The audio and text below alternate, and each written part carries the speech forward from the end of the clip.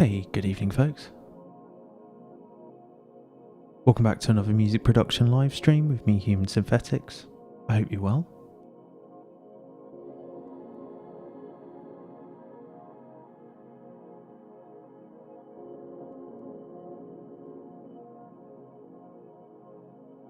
So this evening it's more explorations down the breakbeat rabbit hole.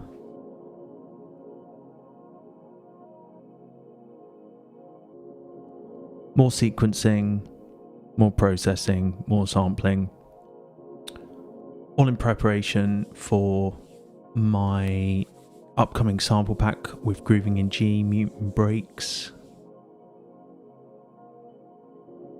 So I've been doing a lot of this on stream lately, and I think this is the fourth stream I've kind of done on showing what I'm doing and what my process is at the moment. So, and probably the last one I'll do in it.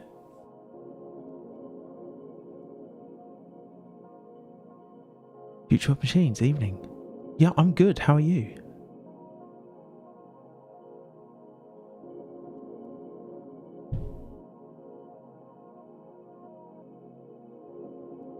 Yeah, so if you saw last week's stream, it'll be similar to that. We're going to be taking chops and stuff I've already made from various places, various breaks, and experimenting with processing and having a bit of fun creating new patterns and new breakbeats, if you can call them that. Essentially they're drum loops.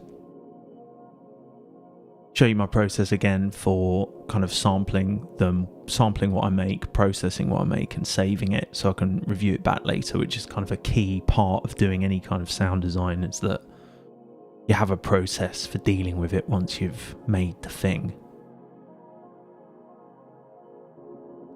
I think a lot of us have, I certainly have loads of sessions that I've done where I've recorded loads of material and then I've just never done anything with the project, or I've forgotten it's even there, or there's sounds in there that I like. So having a way of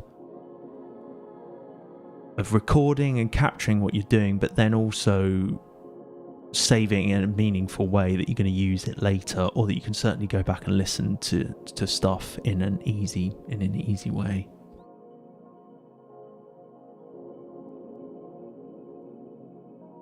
So yeah, before we get started, I'm just going to give a quick shout out to my patrons and supporters. Shout out my newest supporters as well on there.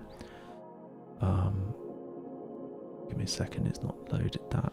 Let's go back here.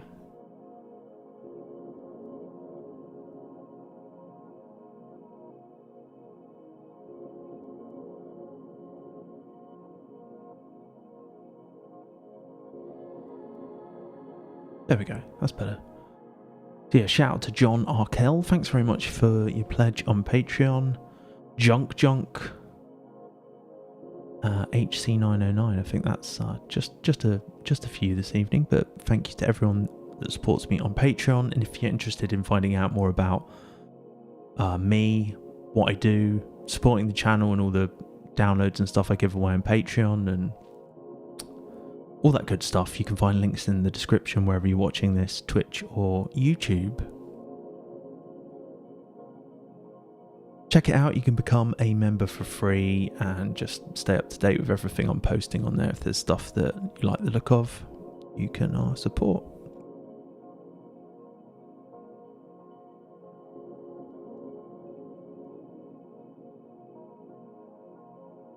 So one thing I wanted to mention actually was, one thing that's really helpful if you're watching this back is if you could give the stream a like, or if you could give the video a like. That helps enormously. YouTube's constantly changing the way it kind of promotes content, so engagement like that really helps the visibility of stuff like this, especially for longer streams where it might be kind of quite niche content. But I'm kind of keen on just showing the process and what I would do on an average evening if you guys weren't watching. You know, I think it's quite important to show kind of how varied my music production output is week to week, because I'm not always working on tunes, I'm not always starting tunes, I'm not always finishing tunes. although I work on music a lot, there's a lot of other stuff that's adjacent to it that I go deep into and geek out on. And breaks is particularly one thing that I'm always kind of going back to. And really any kind of like music process, really, I love going deep on it. Mr. Grooves.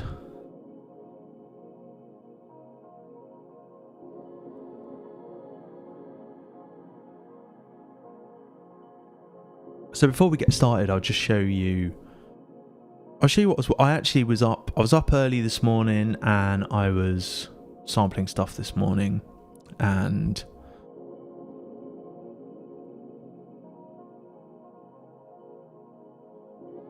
I'll just give you a play of the kind of thing that we're going to be trying to make this evening. I'm not going to be chopping actual samples because it's always a bit dicey as to what YouTube does with stuff like that. So I've got all the chops ready to go, or as close to ready to go. I might pull in some other material and stuff that's going to be safe to use. Maybe we'll layer some stuff with Snapback. Maybe we'll do some interesting processing and stuff. We'll try out some fun stuff, I think. But I'll just give you a play of these ones, which was what I was working on this morning. None of these are rated yet. I give them like a star rating for the ones that I like best. Yeah, so Dirty Squid I called it.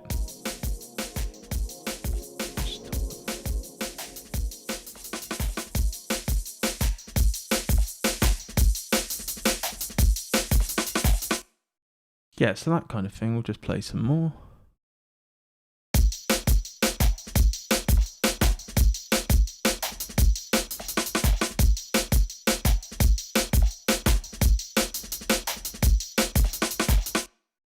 So they're all kind of 8-bar loops. I've done some that are 16 for some reason, but generally 8-bar loops.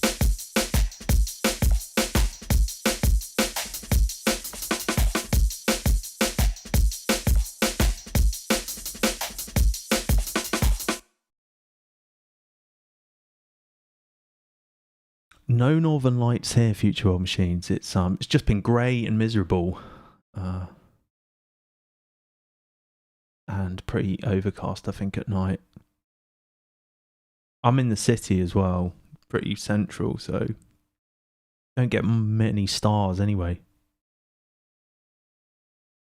Mr. Grooves, yeah, I'll probably use it again this evening. I'm going to whip out Snapback again this evening. We'll try layering some stuff. I've avoided using it up to this point with this project just because I wanted to see how far I could go without reaching for stuff that was essentially like layering other samples. I mean, a lot more work goes into the break than just sticking, just programming a drum pattern and stuff.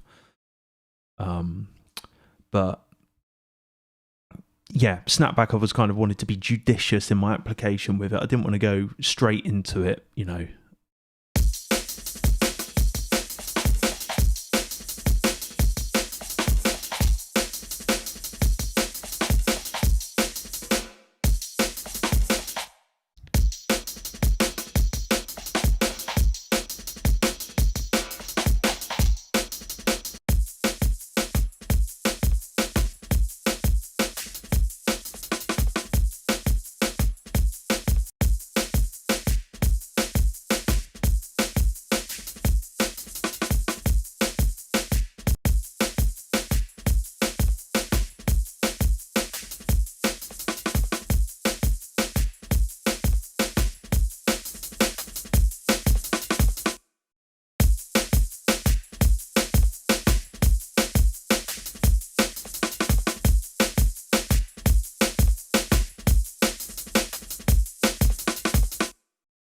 So I'll try and add variation across the 8 bars so it's not just a repeat, a 4-bar doubled.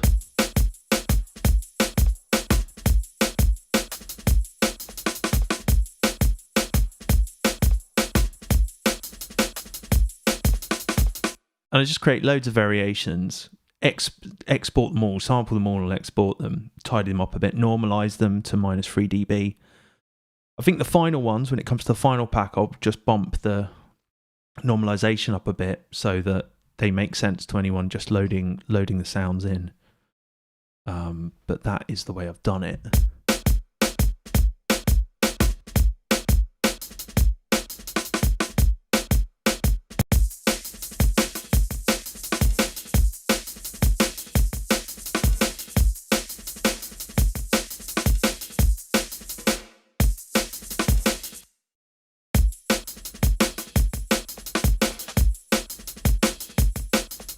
yeah, so you kind of get a taste.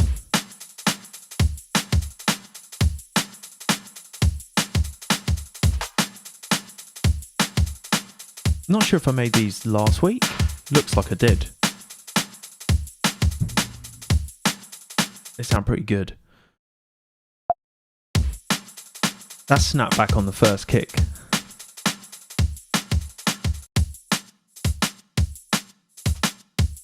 I like some of those dirty squids. So what I'll do at some point is go through these and rate them.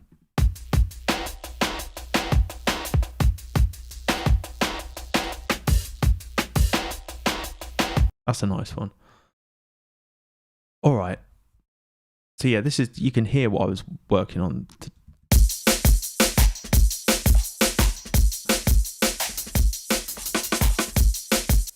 0.8.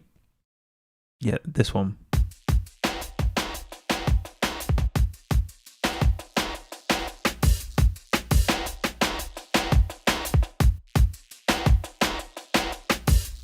Basically, my plan is now, with the time left that we've got until we want to wrap all this up, is just to make, I've got to put the accelerator down a bit and make loads more. There's 77 breaks in here, but obviously a lot of them are similar. I think it's okay to include a few variations, but of the same thing, but you kind of want them to be distinct. I really love those snares.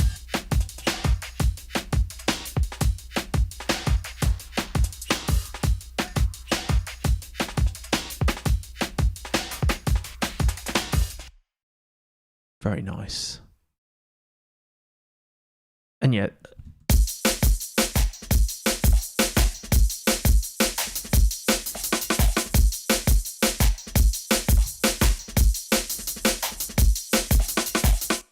so lots of stuff going on here.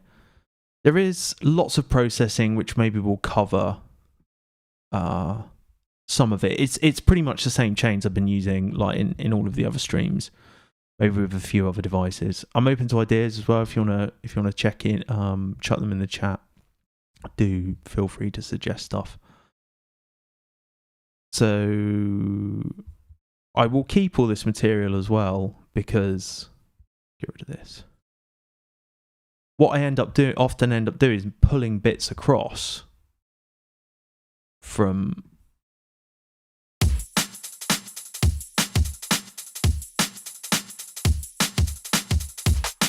nice kick on that one. Whatever, I don't even know where's that kick from. The break is World of Wonders Funky Washing Machine. It's layered on the first hit there with Snapback, like a sound on Snapback.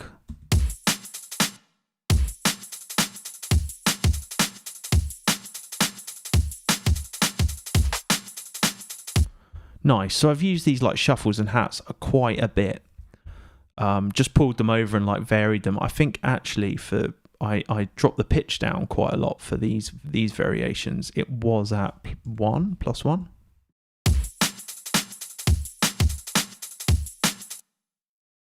So yeah, I've copied it across actually, sorry. We can hear what that would be like. Things like this can make a huge difference, just dropping the pitch of one of the samples.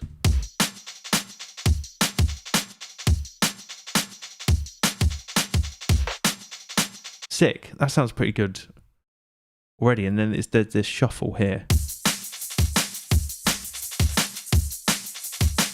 But you probably want those shuffle hats, which are just like chops, you probably want that a bit at 1.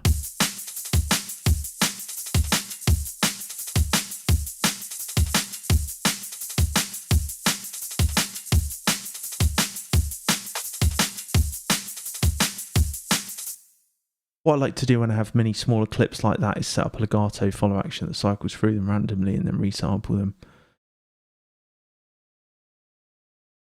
Do you mean kind of like here? I mean, I use stuff like that all the time with follow actions for sure. Okay, so we'll just move over, and I had one here's one that I prepared earlier. I can't even remember what this one is like.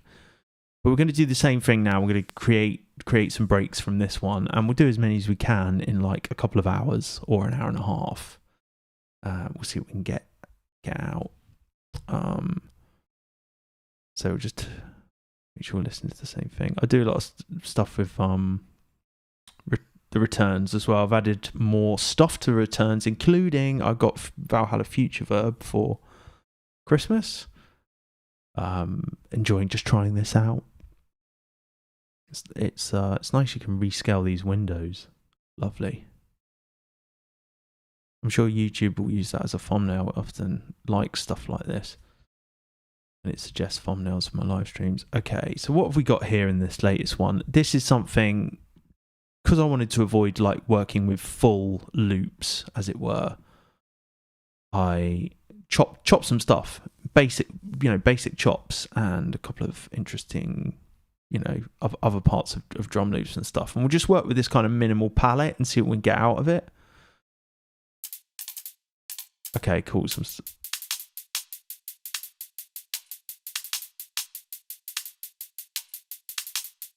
Session view is something I haven't even really I mean, one thing I could do.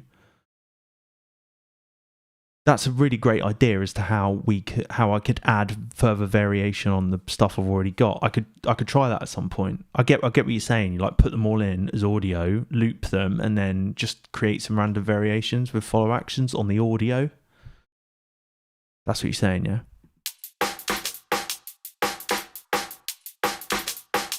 Nice, already, yeah.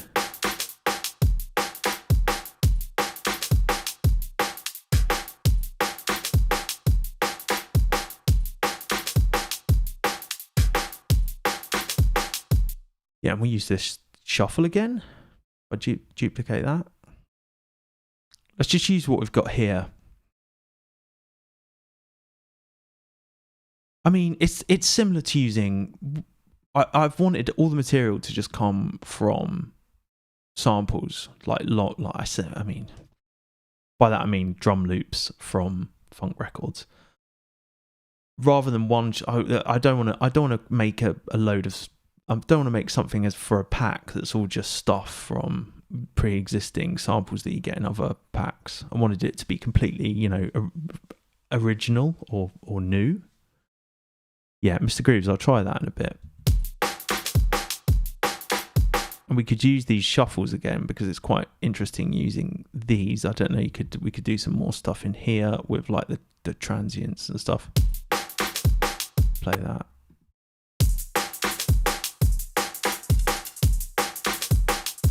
It's got some cowbells at one point in that loop, so that could be interesting. And again, I think we could probably use the other shuffling hats again. So it's a bit like kind of painting and using like the same colors and mixing them, if you like. And here we go. Yeah, we've got this. Like we could drop this down. Like I don't know, -5.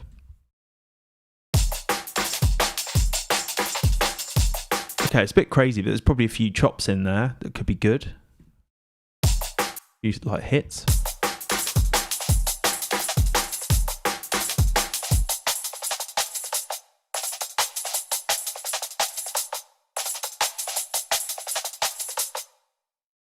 Is that really how it sounded before? Is that what I've done to it? I think it's because I added all this extra stuff. Okay, well, cool. We'll work with that. So we've got like a kick here. And that's all I've done on here. Pretty weighty, isn't it?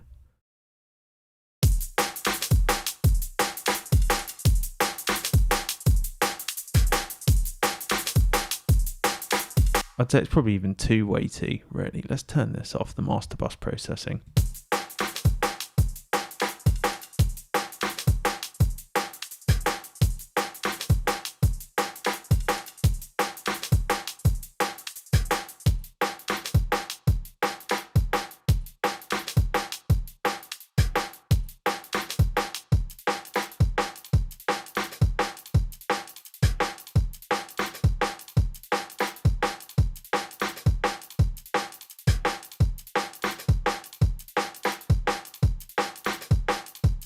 So I'm just going to zero in on that kick a bit and just see what it's saying, because it's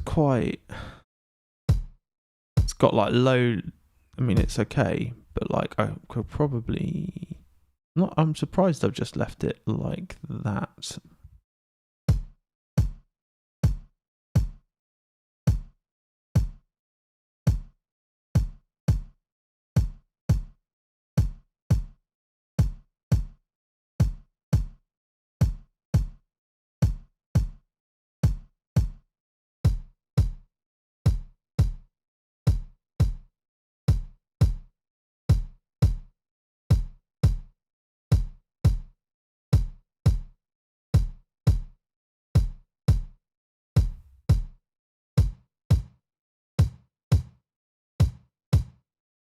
That's probably what I want, really.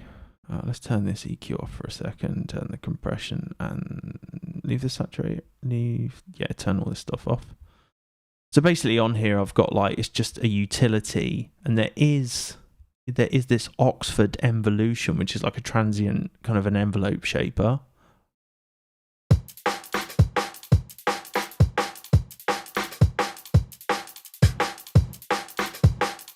See, that's the sound you get when you've got, you could try. I don't want that, I want it to be tighter.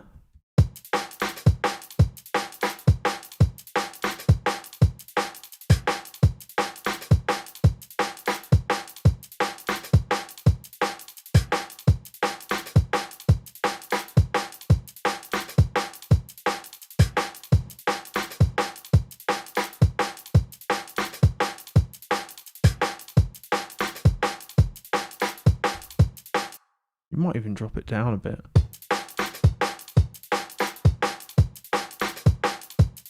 Maybe we could try layering something with Snapback for this, yeah.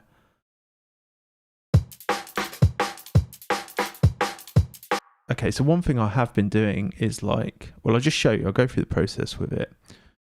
So let's group this. And we're going to drop in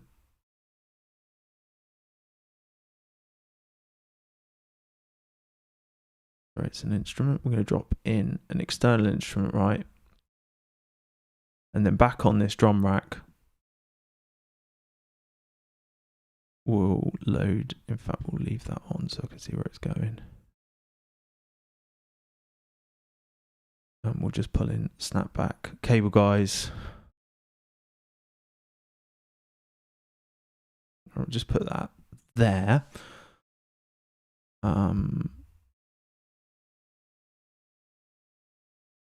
I actually don't think it makes a difference, although that it here's fine, just outside of the drum rack.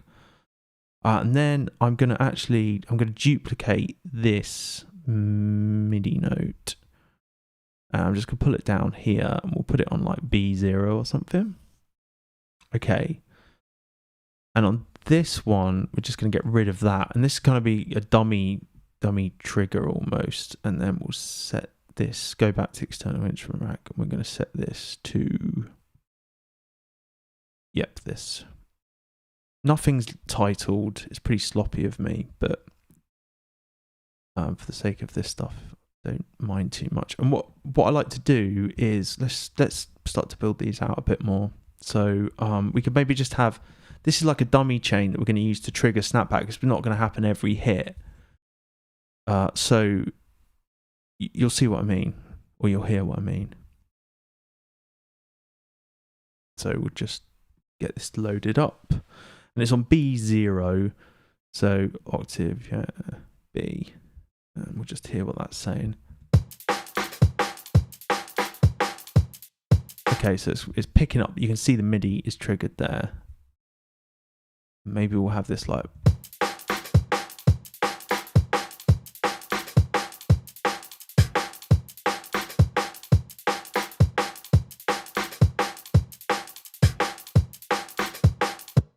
so one thing that's been really key, like in all of this, and in all of this break work with MIDI and stuff, is that velocity. I use velocity a lot. Like usually just type it in, and I might end up doing that with like some of the hi-hat patterns, but that really makes for interesting variations.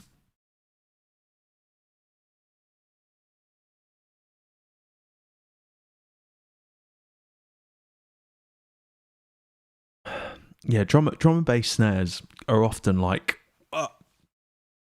louder than anything else.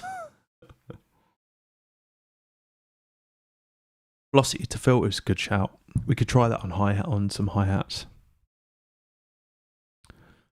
What I do is often, like, if I'm having these ideas as I'm working on stuff, I'll often just keep like a note of things, which is really helpful. I know it's like really basic, but just having a little journal or even something like that. Okay, so it's got quite a lot of top as it is. I mean, we could try a sub, but like,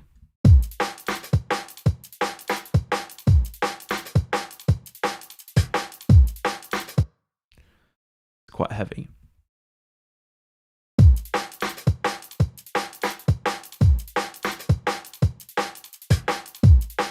What I might actually do is like move this processing in side here, so it's just working with the top and not snapback.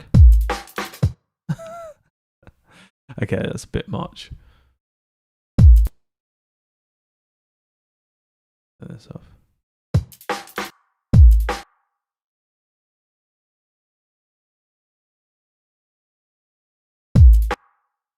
Okay, I don't know why that is so loud now.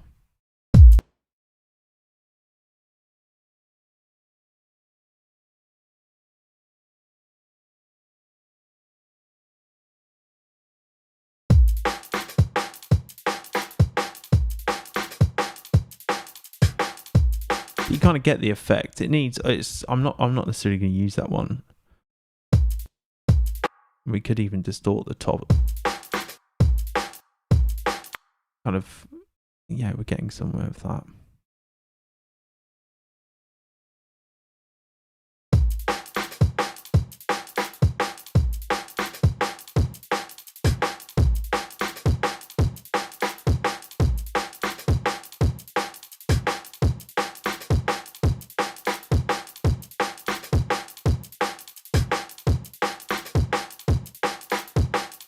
Hear what the EQ is doing. Bit more of a football hit to it.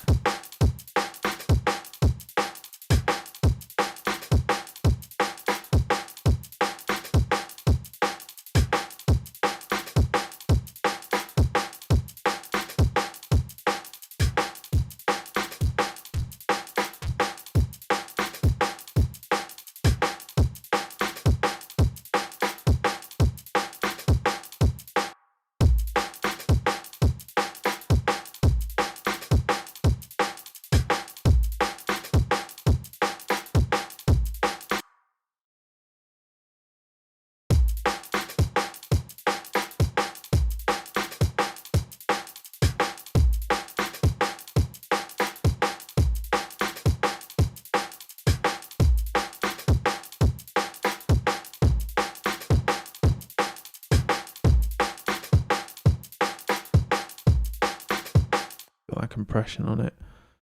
Did you want?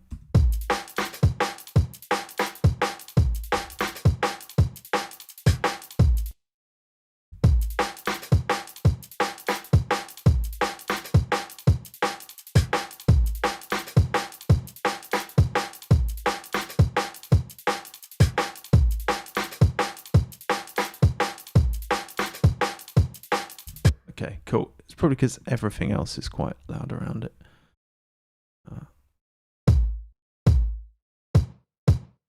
It's got like a hi-hat on it already.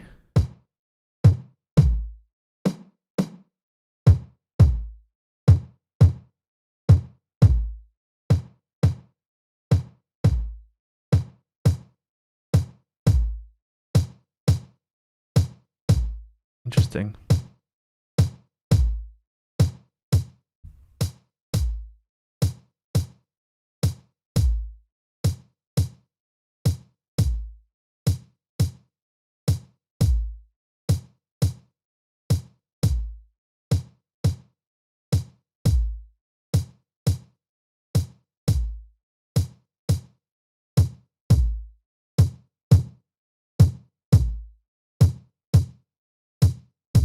No.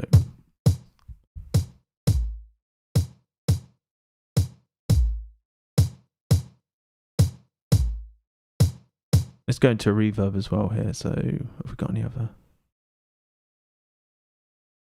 Saint 1422. Well, so snapback is giving that. Can you hear the kind of subby kick at the moment? I'm just using this as like a marker. You hear that at the beginning? It's a bit much, to be honest.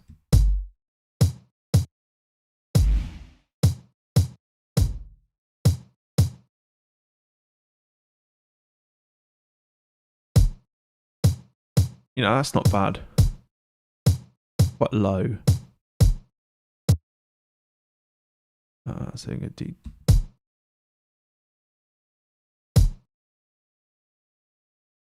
Invert the phase. Pretty nice. That's not bad. Yeah. So can you hear? I'll turn it up a bit. That's nice. It adds. That's pretty good. And there's probably nothing on. If I like mute the top layer of the drum here, this pad.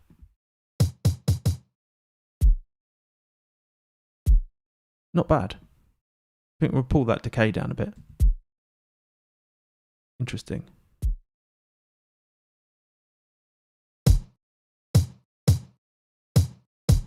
Yeah, I like that. Maybe we can increase the pitch a bit more. Yes.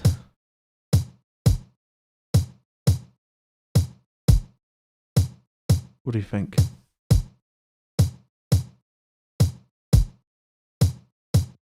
It's pretty good, isn't it? We'll use it on some other stuff as well.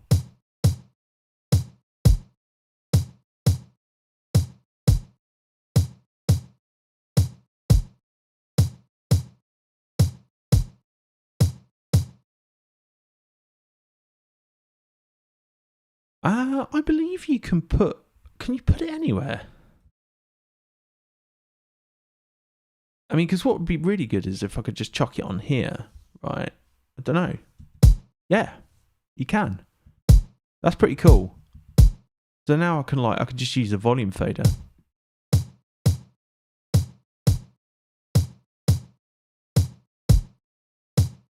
And I can also use like a reverb just on the top of the drum. I'm not going to use that obviously, but kick layer. Nice. And everything's going to be compressed anyway together when it runs into the master chain. I've forgone just having duplicates of the master chain on every single group for the break. It's standalone, yeah. It's standalone to shape a box.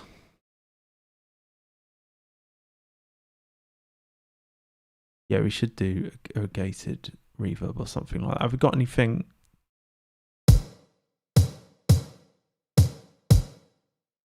I'm keen to like showcase future verb a little bit or try and get to know it.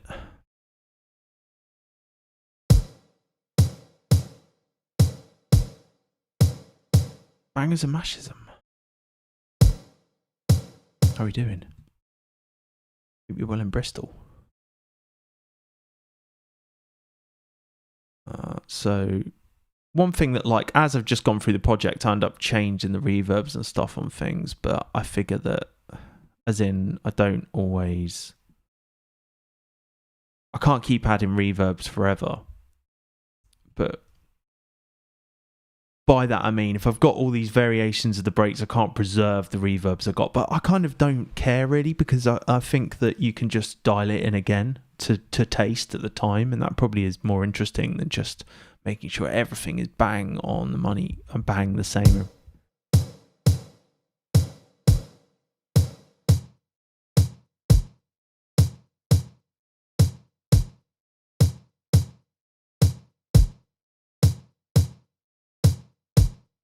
I just want to check the latency on here if there is any, because you can't like see it together now.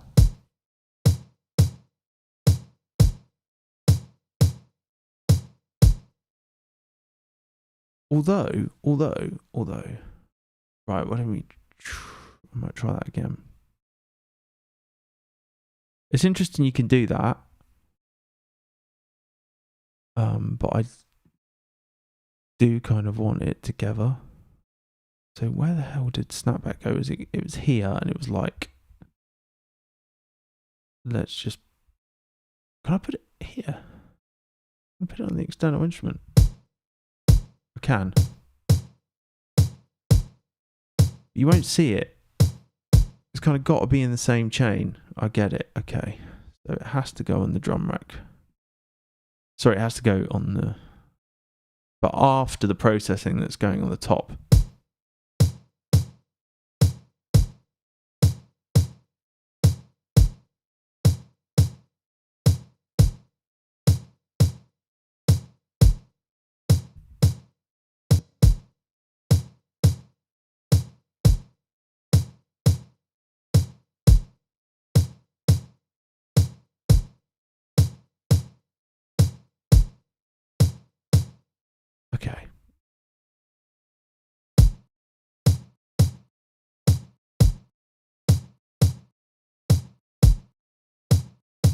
Okay, and then I think I can, in this drum rack here, yeah, I can use the ins and outs and the return. I can add a return chain in the drum rack, and then I can put it to like whatever I've got here. So like, I don't know. Do you see if we can get a room tone or some like tight tone from the, and then I can just use that here. Yeah. Okay, it's B. Interesting. Yeah, that's cool. Pretty tight, isn't it? That you probably gate it. Are you imagining? Are you envisaging gating it onto the hit itself?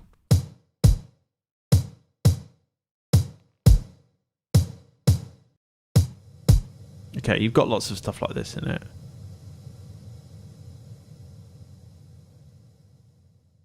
We obviously don't want that. Small natural drum room is nice. You just want to like, right, we'll start to bring in some other stuff now, but that's not bad. You know, it's something to work with.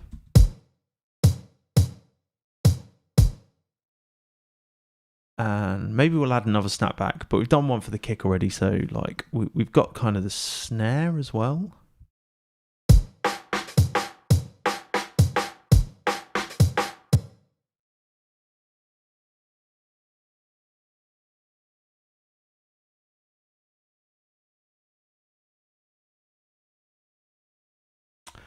Bangers and mashes, yeah. What was your updated name? I remember you saying this ages ago.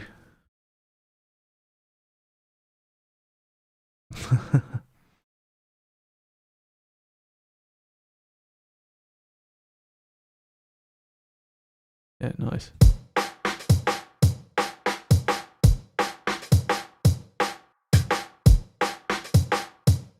So too much reverb on that.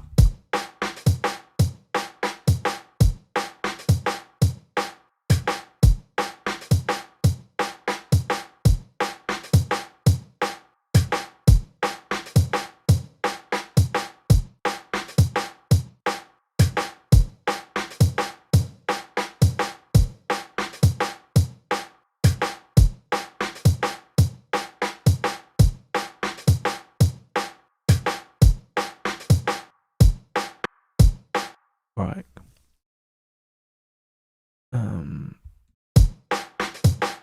So this snare is like a few different layers from this break.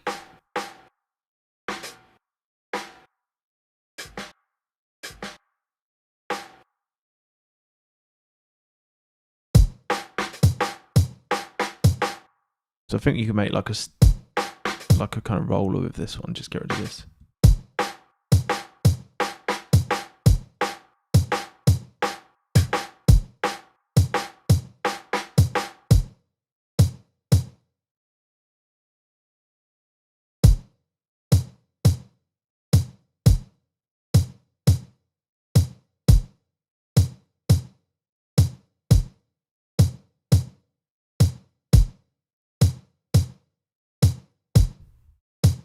That kick is just a bit like, I don't think I need to tighten the,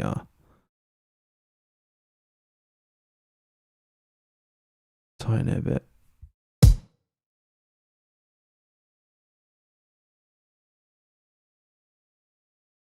There we go, sorry. Right.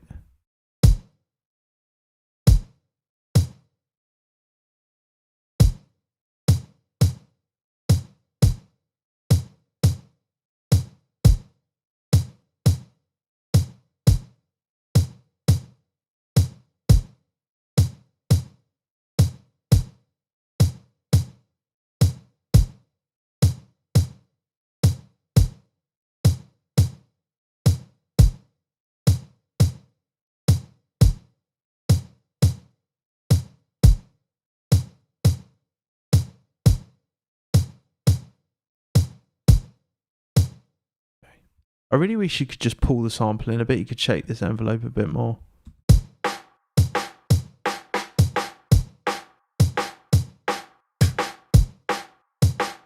Okay, we'll see what it sounds like when everything else is in. I can do more tuning and all that stuff.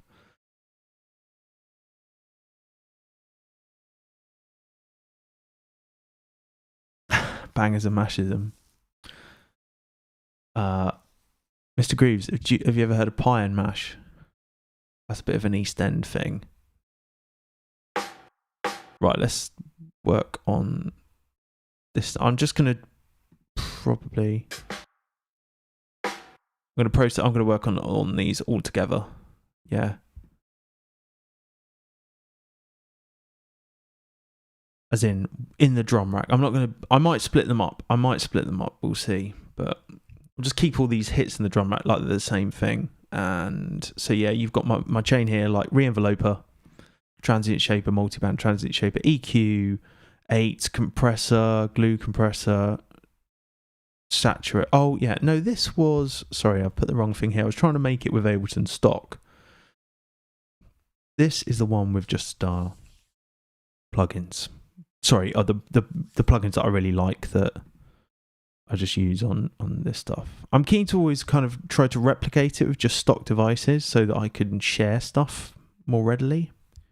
Also, for something like this, I feel like it's good to elevate things a little bit. So I'm just going to bring up the volume a little bit first. I mean, let's just do it.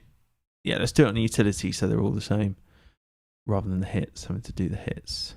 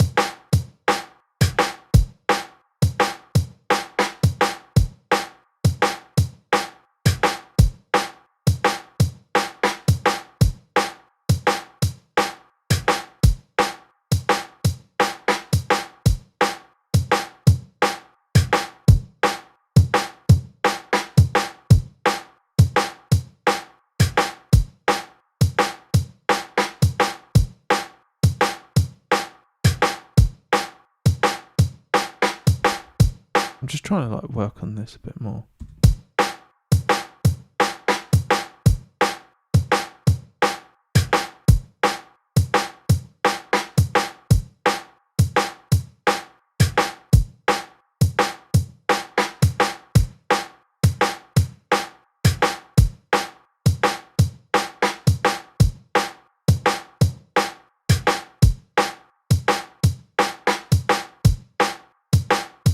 Just on that kick.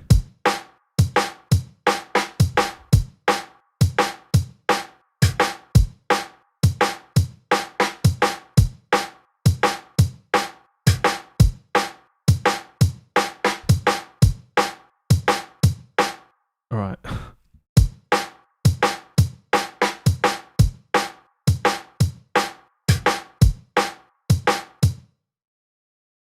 Kind of feel like that. Anyway, just losing my mind a bit.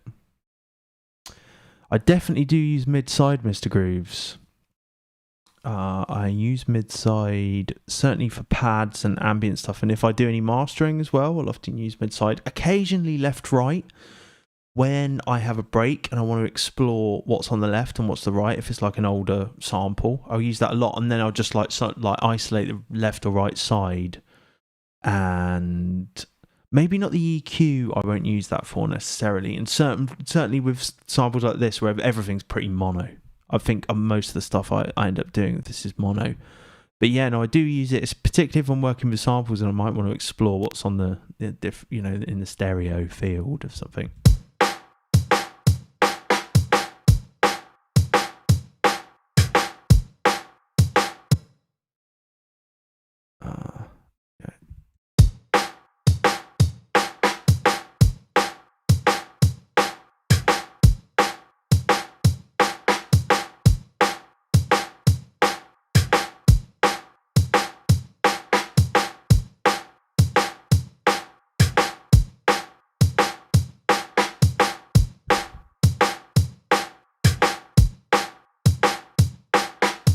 Right, let's just dial in that on that hat.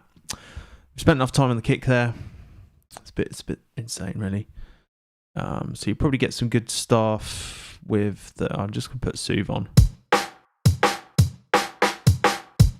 I do really love this curves EQ from Mono Mono for all this work. That's an isotonic.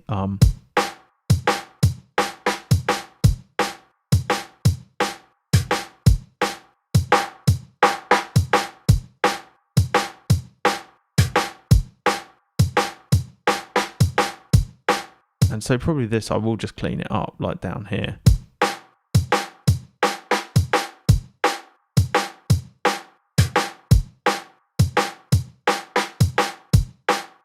You've got this bit here. It's quite low.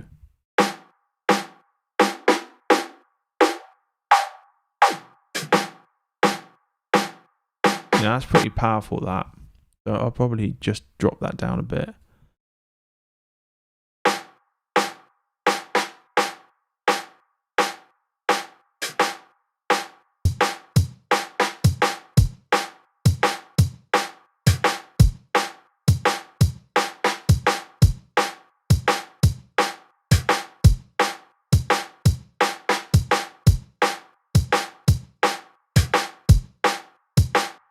You heard that with that.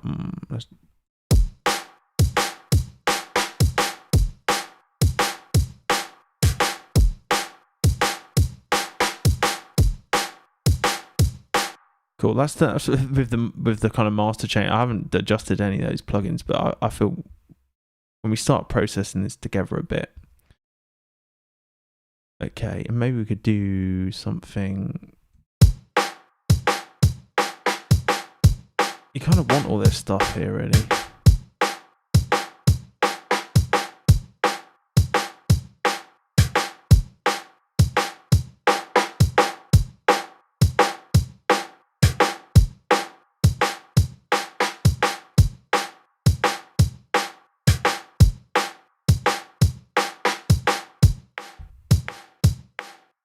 I don't even know if it needs anything else, really.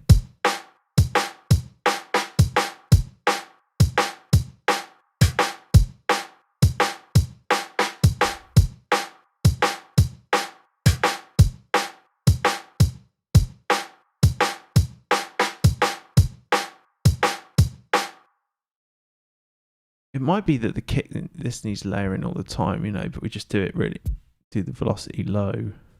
Set this to like 50.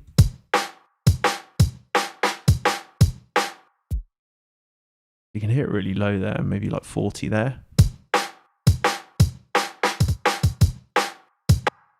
Let's do some.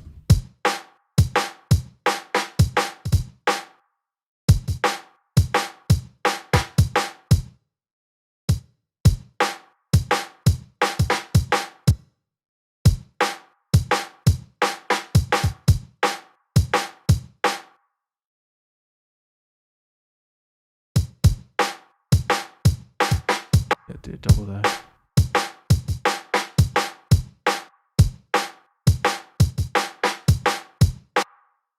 That doesn't sound any good.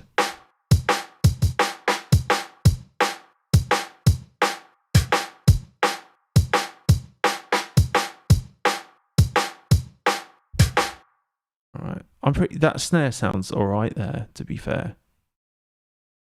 I probably won't do anything else to that, really.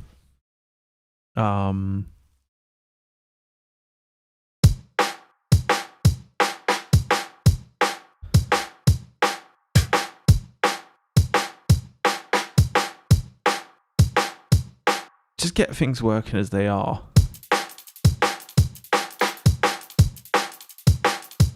We could probably do some envelope stuff on it, actually, on the snare, because it's quite roomy, isn't it? But that's not always a bad thing.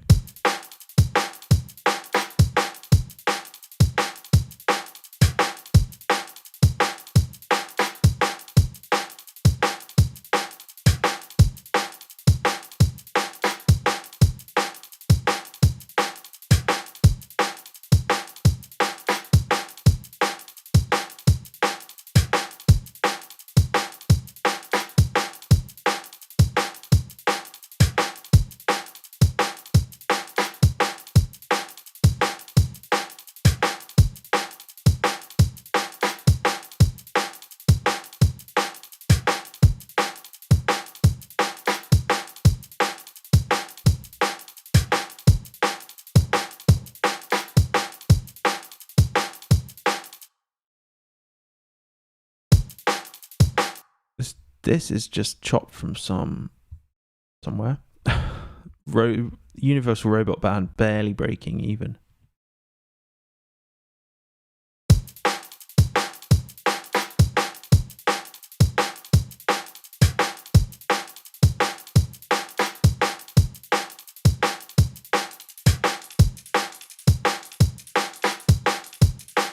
Pretty nice.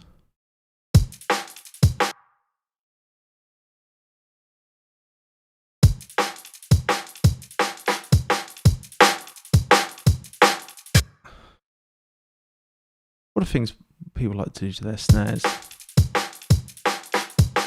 Let's pull this right down.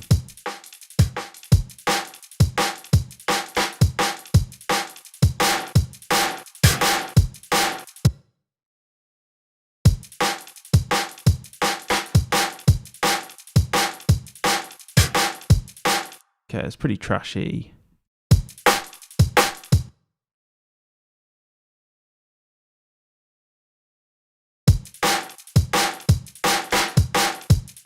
Okay, obviously we're not going to keep it like that.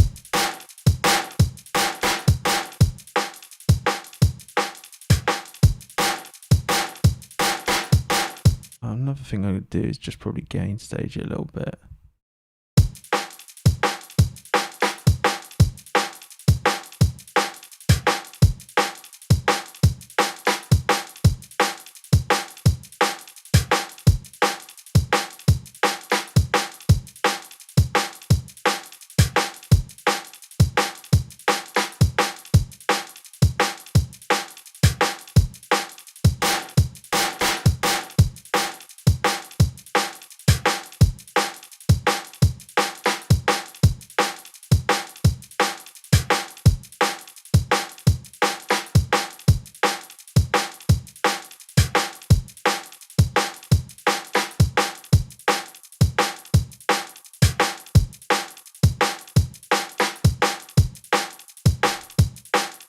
Cool.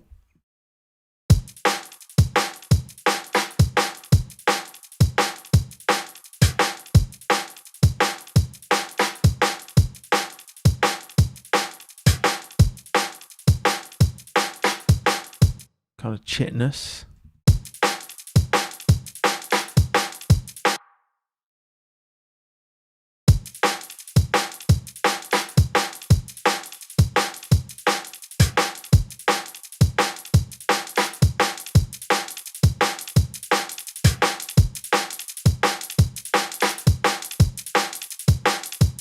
Okay.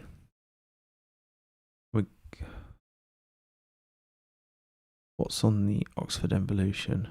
Maybe we could pull the.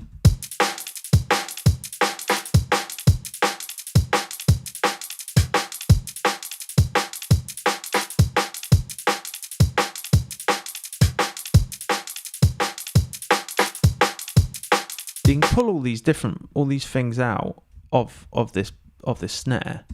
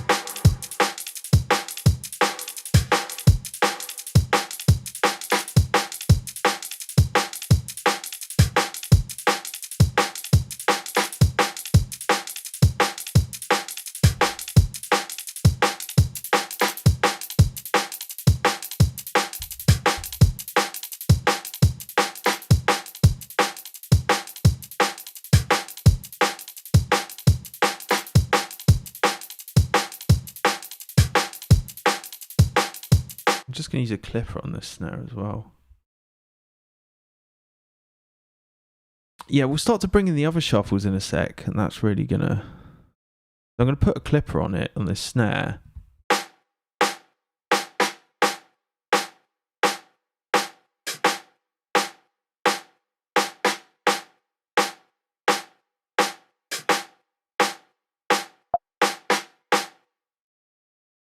Okay, and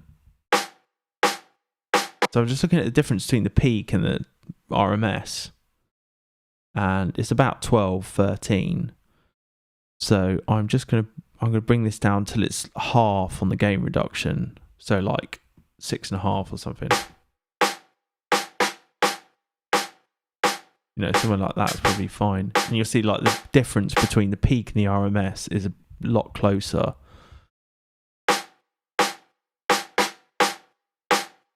And it just allows to push everything more at the end.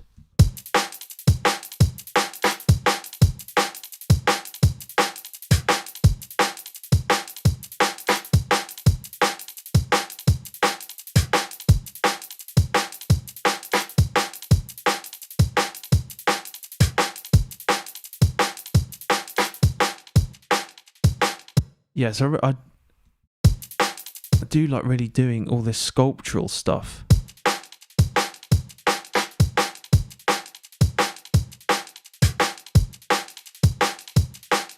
That's a nice little shuffle there.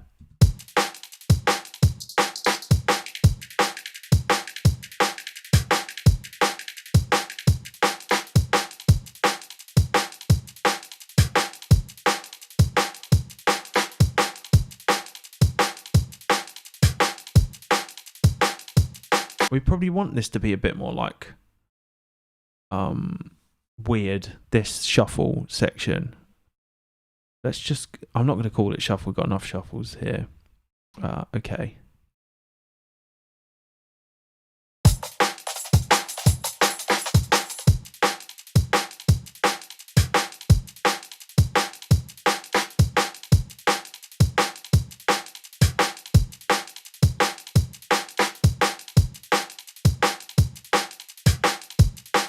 All right.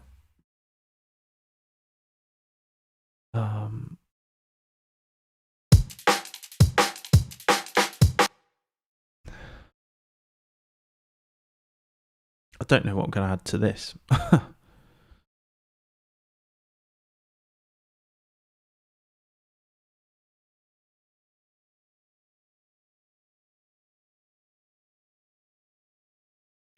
That's a good question.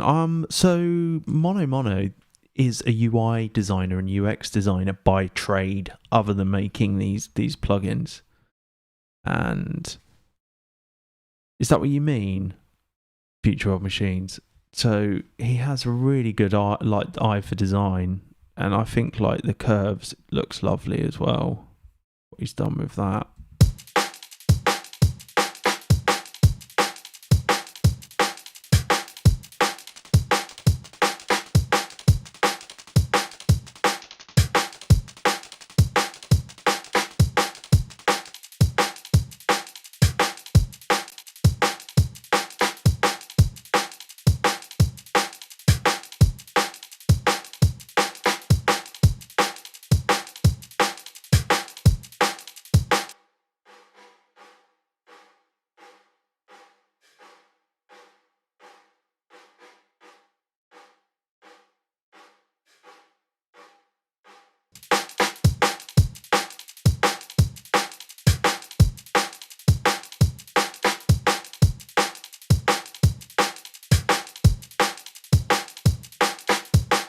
Okay, pretty good. And then add these. We've got more shuffle.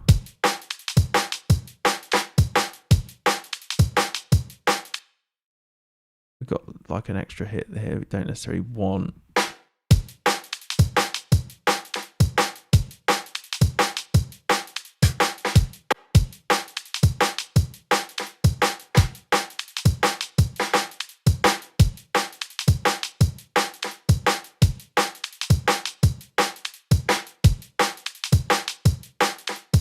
We could switch.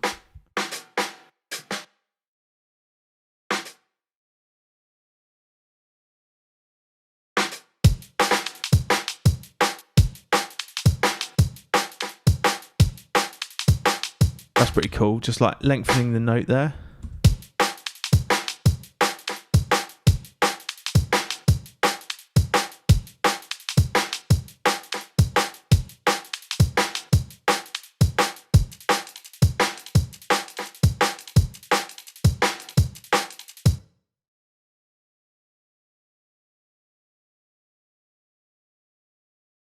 DD Chauncey. So what I've got set up here is, this is like a drum rack, and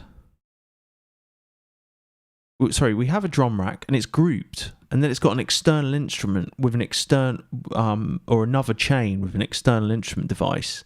The MIDI is being routed to the channel, which is like, we'll call this kick. I should rename this. No, I don't want to do that. I want to name kick, yes, or kicks.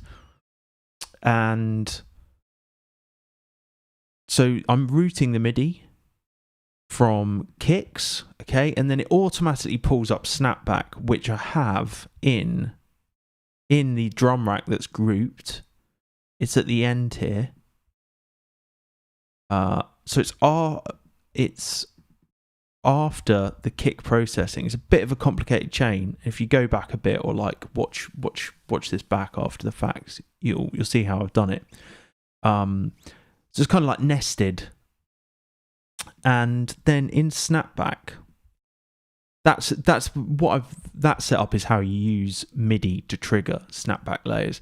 So in here in snapback, in your trigger, you can set it to MIDI from audio, and then you can I have a dummy clip in the drum rack on B0 that's just empty, there's nothing in it, and that is being triggered periodically, or whenever I want. Here, you'll see it here. In fact, we'll duplicate this, see. And that is triggering the layer on snapback.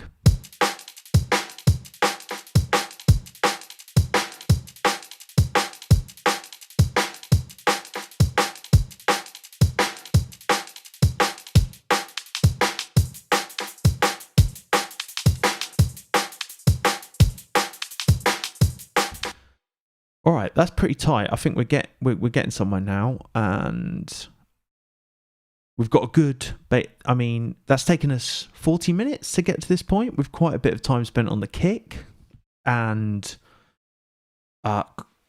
less on the snare. But it really depends with what you're working with and what it gives you at the time.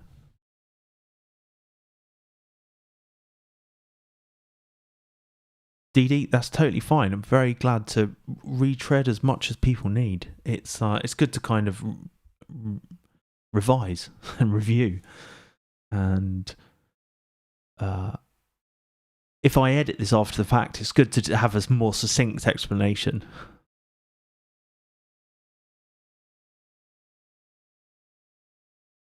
Bangers and mashes them. Do you use the dummy clip so you don't always have to have it triggered by the kick if you don't want? Exactly. So we can add this variation. You see, it's got a let's solo it.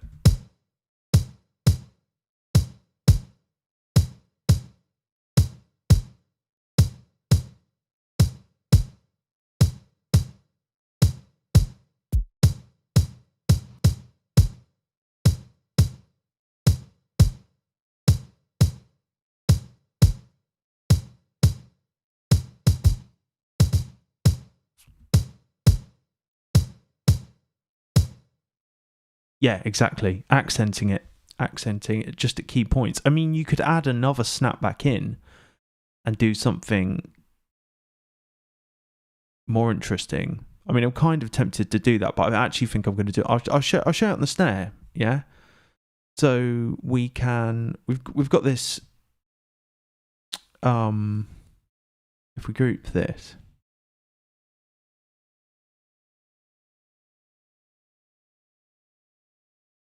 and we'll create a chain. I mean, you can just drop an instrument rack an external instrument here. You can just drop that here. Okay, so we've got that ready. We've got that primed to go. And then we have all our MIDI clips in here, and I'm going to have to keep the processing outside. Just get rid of that so it's a bit more clear. Let's just collapse all this down, which is all the plugins and stuff that I've just been using on the snare. And then we will pull in not shaper box. We'll pull in snapbacks. We're going to put that here, okay?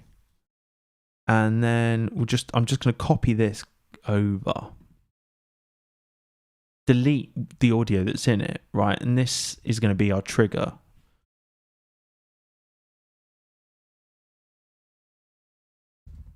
maybe we'll use this for some interesting sound designs or an interesting sound type thing. And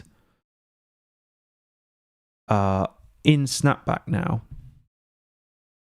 just open it. I'm going to pull the trigger up. I'm going to set it to MIDI. And MIDI's tighter, obviously. You get less latency with MIDI. Because audio, that's obviously listening, and there is a slight latency in it listening to the audio rather than it receiving a MIDI signal directly. And then we'll set it to octave 1, and it's C1, right? So if I go into the clip now,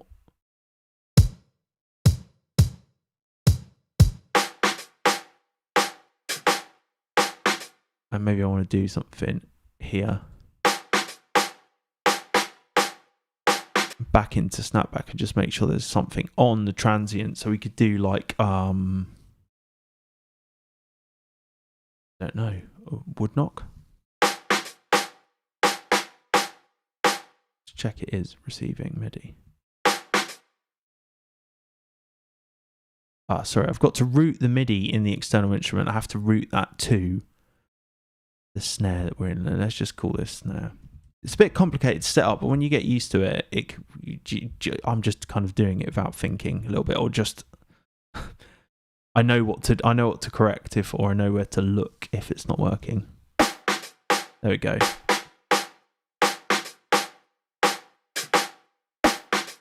It's like there we go. But it can be quite useful. It can be quite cool to put, like, I don't know, rattle.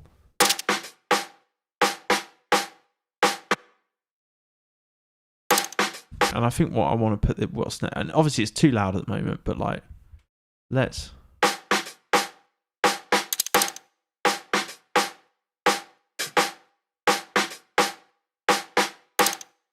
All right, it's too loud. It's too loud. So you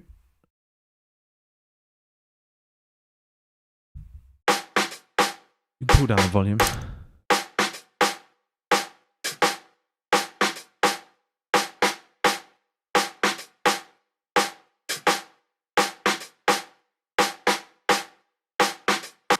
We might want like ghost hit. What's that like?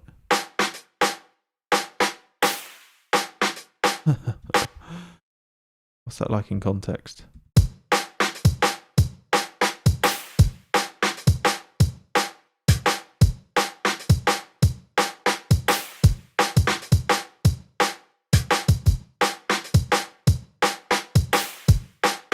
Not that.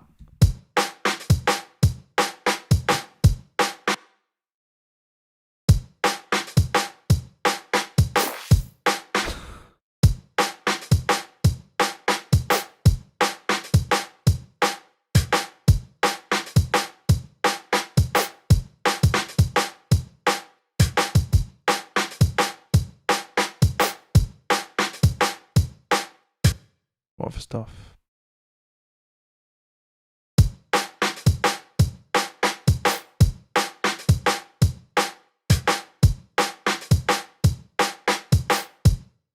That could be quite cool, like certainly on this pan.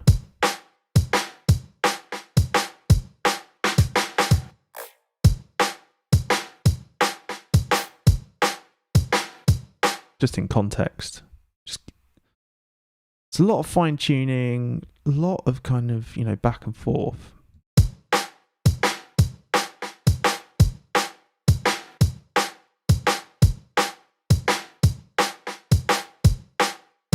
I think you could probably put a snapback on as well. I don't know.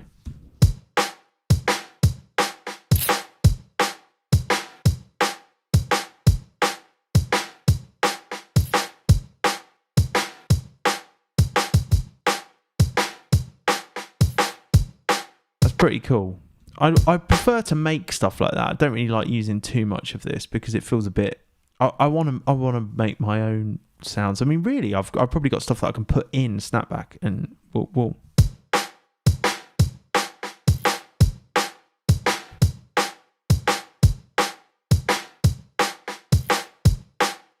that's pretty cool.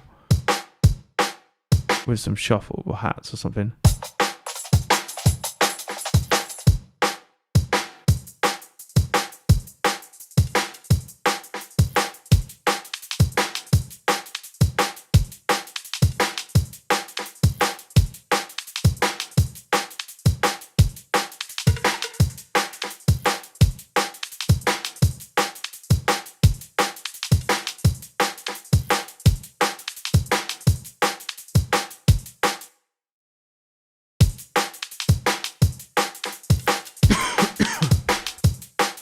Yeah, I like that. That's cool. So really, that's kind of how I'm using it. This is just too loud. I want it like just barely audible.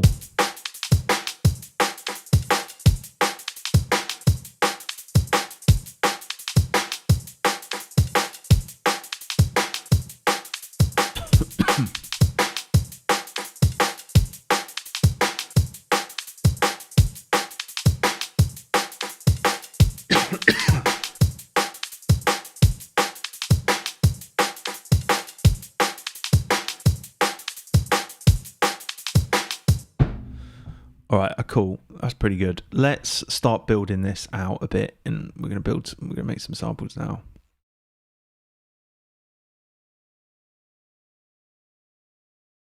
So I'm just gonna get rid of all this. I'm gonna leave that MIDI in because I might end up just using it and copying it over. So we've got the kind of kick pattern, and we're going to be working in an 8-bar loop here, yeah, and then we're going to proliferate that and just make some new patterns.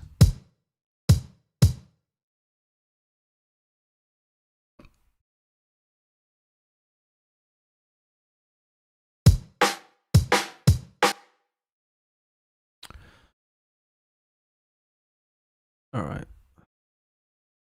So we could keep this like this kind of jump up style pattern.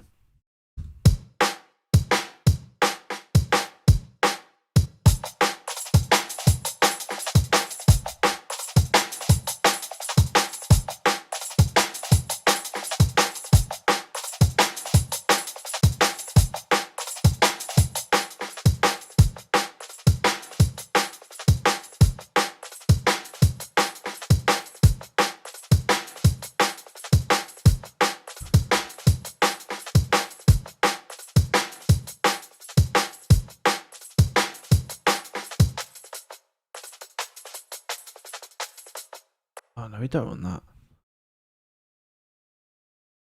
Is that what I've done? Yeah, I wondered why that was a bit weird. We use one of these existing shuffle hats, which I've used in the other breaks. Like, what's this one? That's probably quite good. Let's just paste that and not call it master. That's nice. Yeah, just use that in that loop. And if we kind of mess with the pitch and stuff.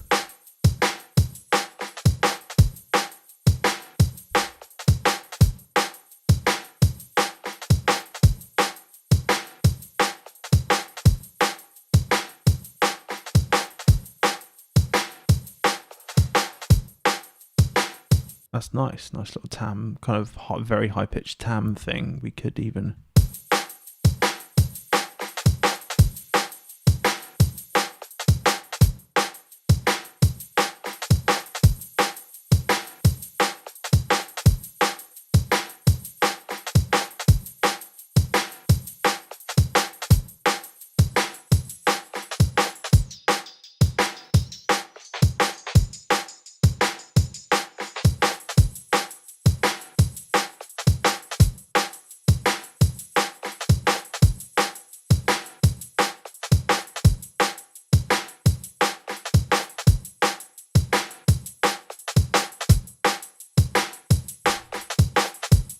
I love it when it all starts to like come together a bit as well.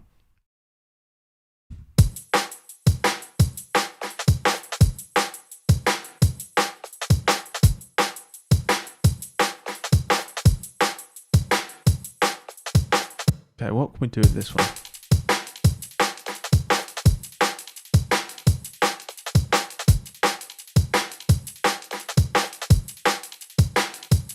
All right, yeah, now we're talking. So we just got this basic pattern here.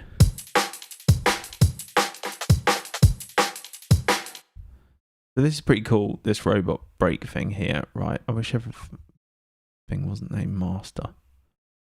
But we'll try and proliferate this out a bit.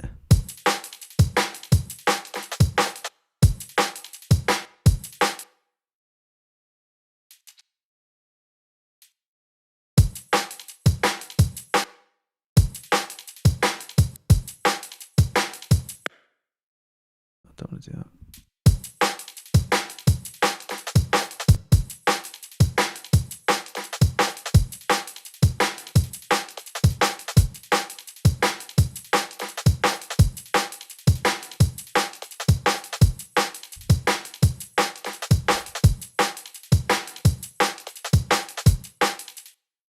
This is quite cool. It's just like a some sort of sliced up break pattern, like a disco beat, I think.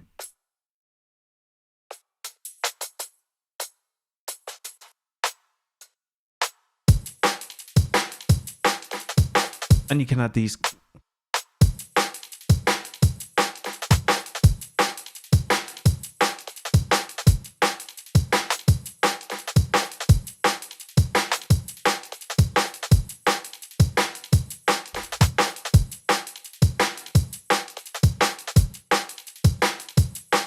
I might just like bring the velocity of those down a bit. So I think I can just type that.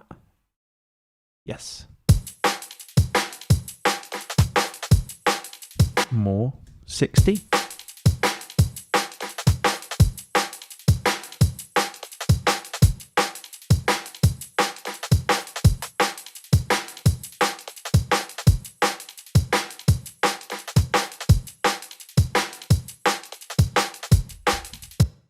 That's pretty sweet. And then add in, we've got another shuffle here. And this, I believe, is audio, right? We've got some existing audio loops. So let's, I'm just going to chop this up here.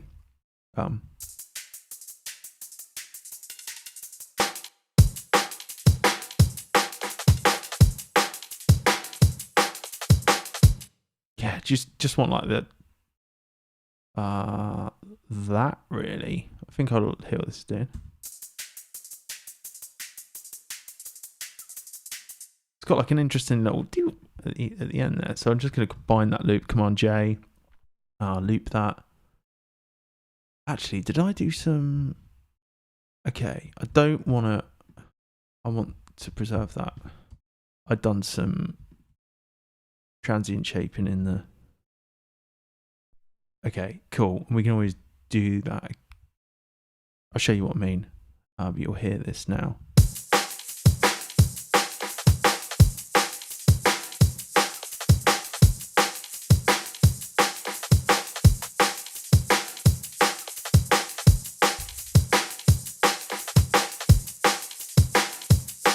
I'm going to try and add some variation across the 8-bar here.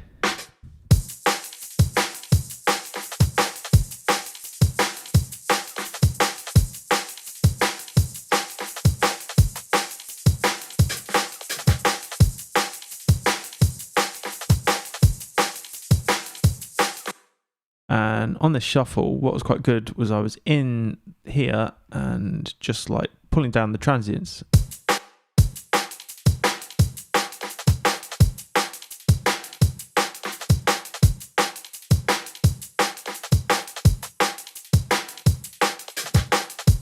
Yeah, that sounds cool, man.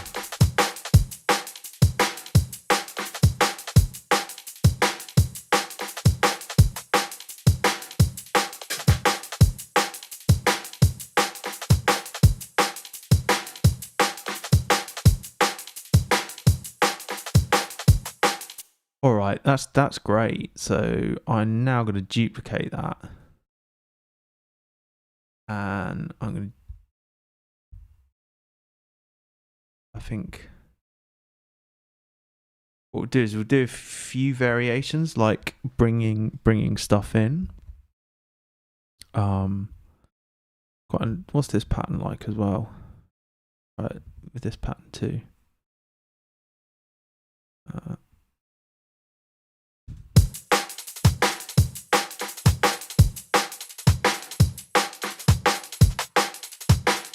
Okay, what's going on here?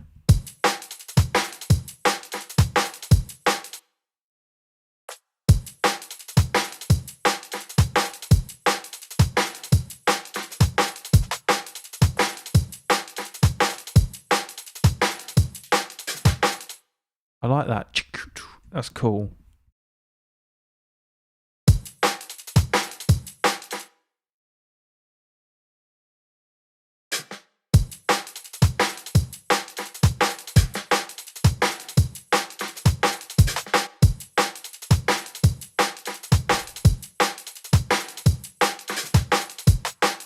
Yeah, it's just putting it, getting in the right place.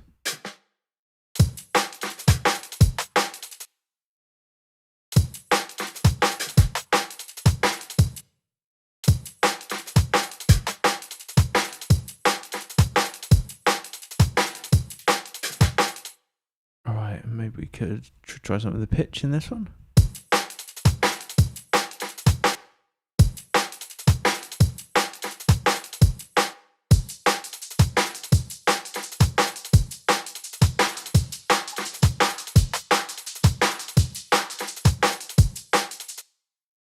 Like that a bit.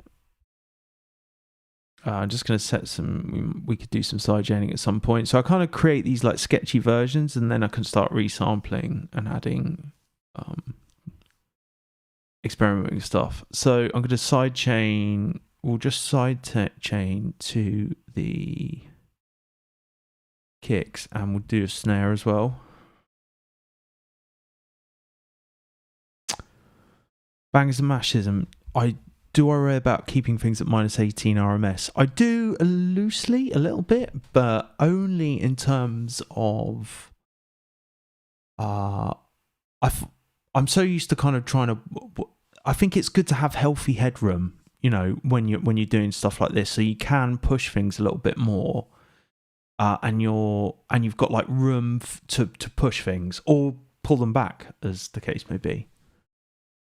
And I would say, like, you know, the whole gain staging thing, it's like, I think being aware of it and knowing why that might be affecting your mixes or things like that, or just being aware of it as someone who makes like music in a computer and probably has to mix their music themselves quite often. Being aware of like gain staging is important. But also, I think if it sounds good, it is good. And if you like the sound of it and you're happy with it, even if it's like running too hot into a plugin, then it's fine, in my opinion. I do follow it sometimes. You know, if I'm doing like, let's say I've got like a vocal I've worked on a track for someone else and I've produced things like with other people's music in the past and they've given me vocals and stuff like that. And I'm compressing it, or I'm compressing something, and I want to be sure that I'm not just making it louder.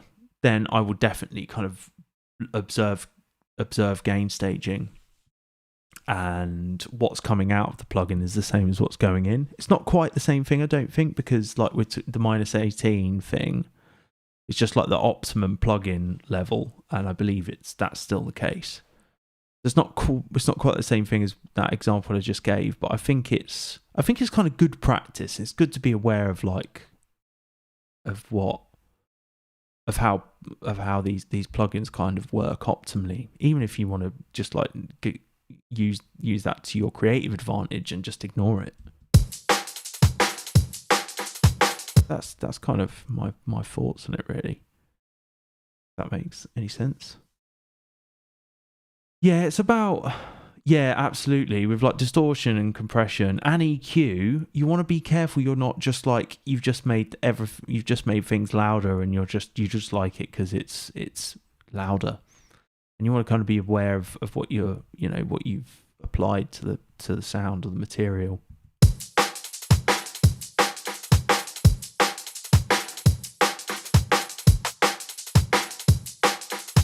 I'm surprised. Why is that snare so...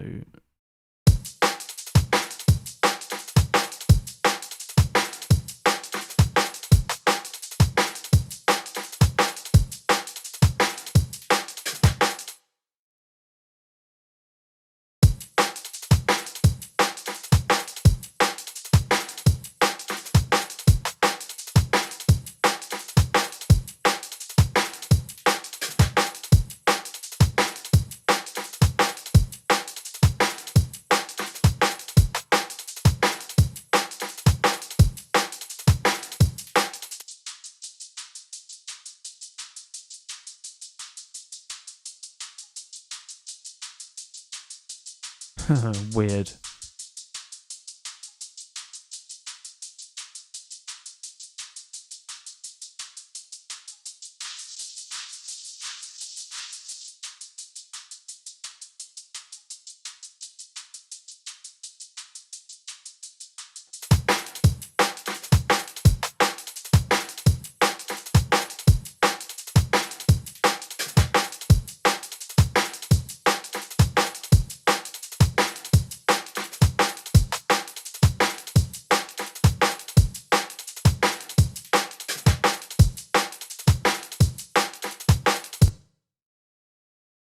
We could probably like pull this out a bit.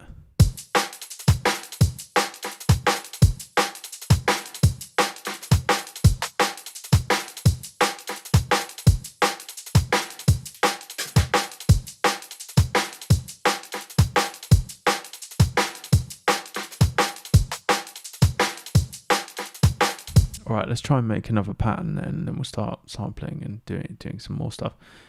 It is repetitive, and like I sometimes like wonder when I'm setting up to do these streams. I'm like, are people gonna? No one's gonna stay around and just listen to me like work on the same drum loop for 2 hours. But that is what I do. That is like literally what I'll do. Like because I'm kind of interested in I'm interested in just like pushing it as far as I can and like just exploring new things. And every time I do it, I kind of like get new ideas. But I can like 2 hours of a 2-step pattern. Oh, Mr. Grooves. Oh, thank you. That's good. That's good then. I think it's just like it's the detail that like, because I can hear it, you know, I can hear it when I listen to like my stuff and I listen to like, I don't know, DJ Crystal Break, and I'm like, fuck, I can hear the difference evidently to me, and like I don't like that necessarily, because I think how has he done that, you know? Like I understand how he might have done it, but like also it just I want to try and do that. Do you know what I mean? That's kind of what I get. Is like, yeah, it's. I guess that's why you get into music in the first place, because you hear something you're like, I want to do that. I want to figure that out. You know.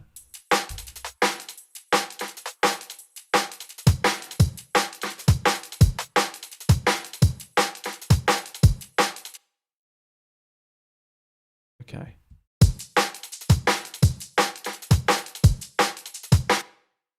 What I'm going to try and do now is like make like a kind of a halftime thing. So do like, we could probably even just do it like if I highlight this and work with all of this stuff. What's that like?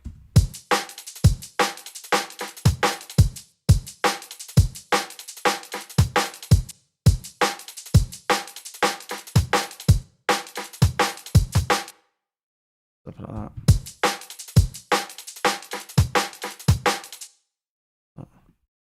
There.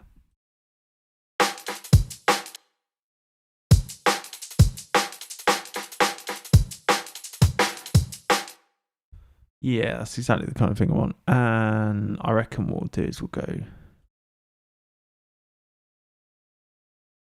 Let's just go a bit.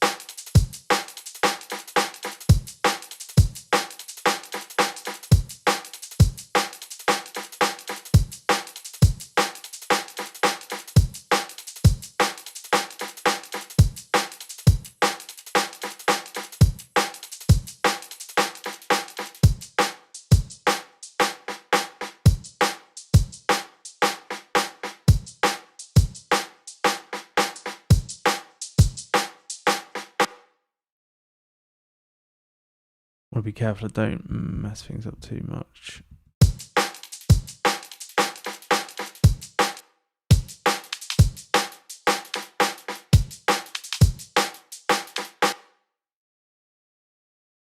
like that.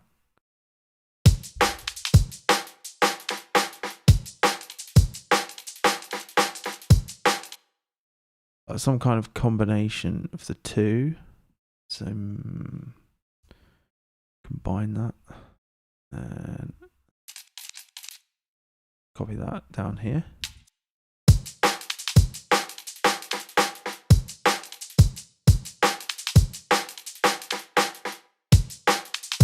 Is it that?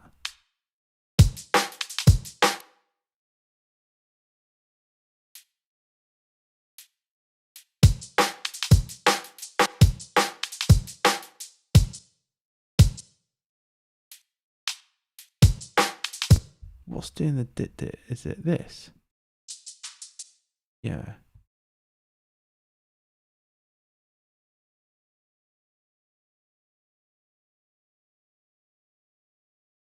Thanks, chat.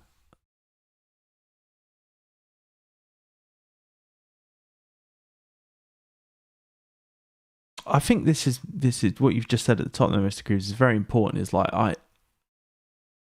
I'm much keener to show like the process that I'm exploring, even if I don't even if it's new to me or it's exploratory, I'm still not 100% confident in that I can produce results.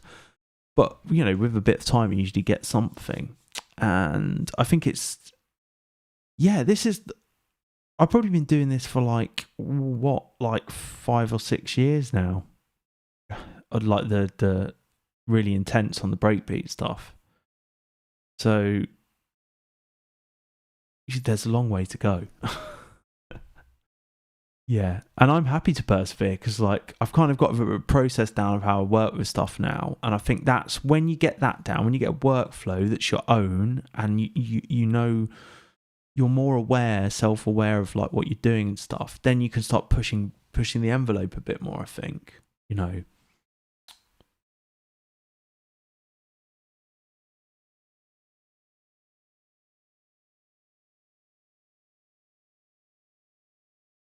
I think you're absolutely right. What everyone else has been saying about having some background stuff sometimes, it is certainly helpful if you're kind of just like chopping up a break, but like I don't know, just like rather than trying to composite all this stuff and like engineer it.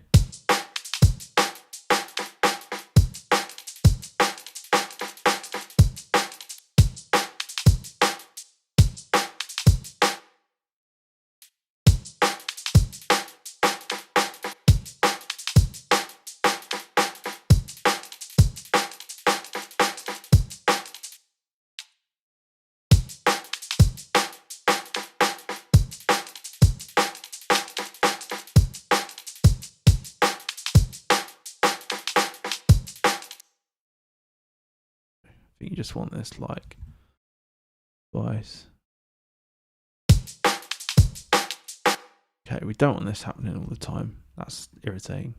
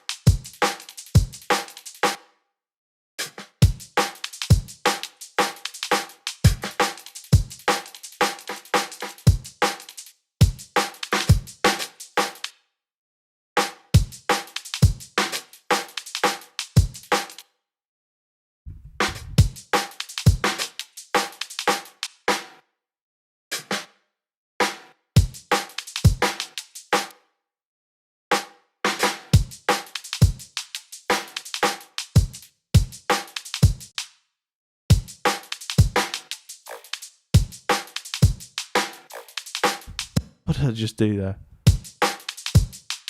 I'm tripping here. That's a better snare.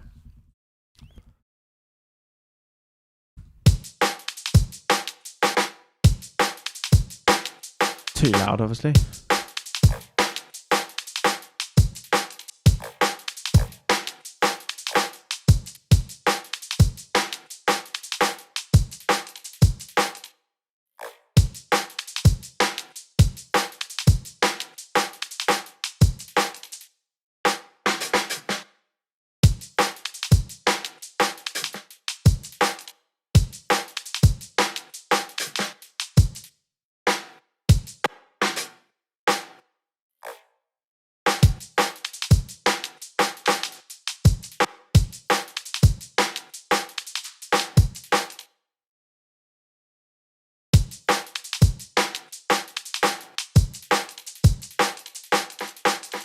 That's a much nicer pattern. I know that's like so simple, but like in just the length of the notes.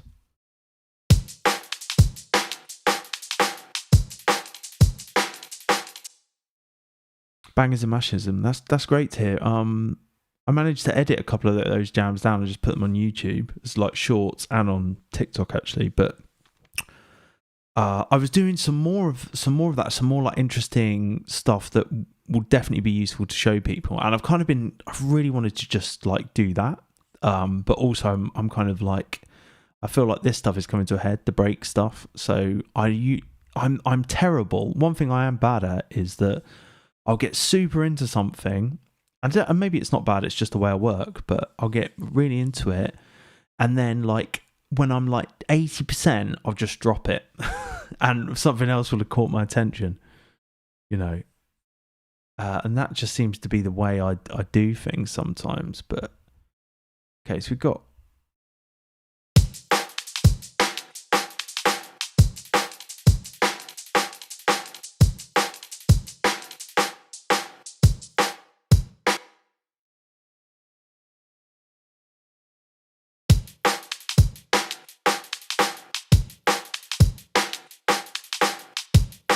That's pretty cool. So this, I'll probably drop the velocity down on that.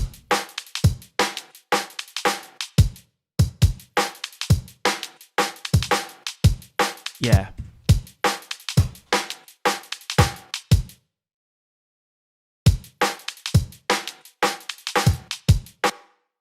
One thing I noticed about Snapback, it introduced quite a lot of latency into the project sometimes, even though my buffer size is quite low.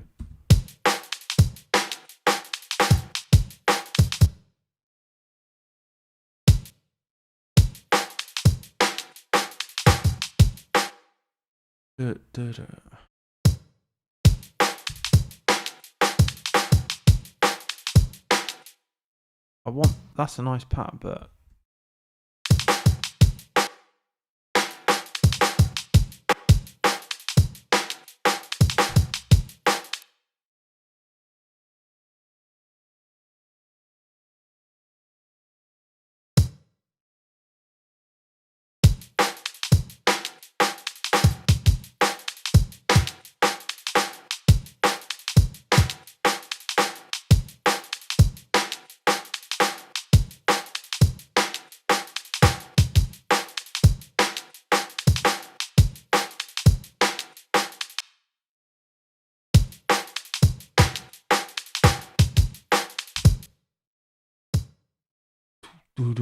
I often think about the way drummers would play something like this, like actually watching them.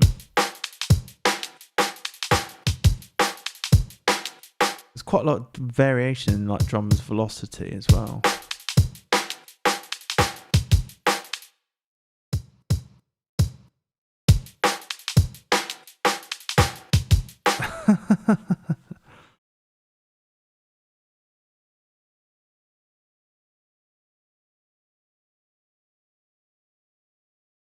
Do you know, like, I've there's definitely something.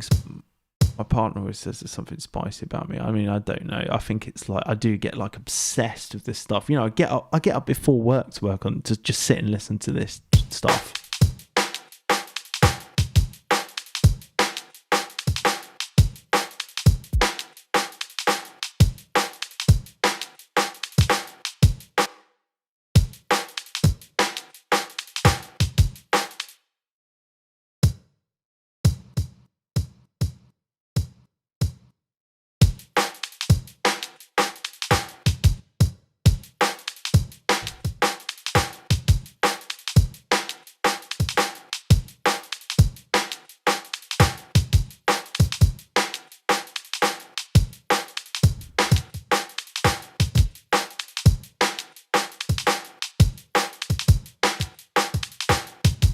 Nice.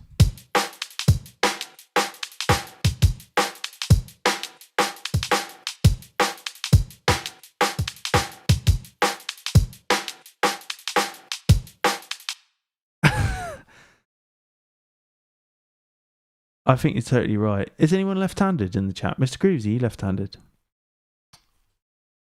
I have I know a lot of people who like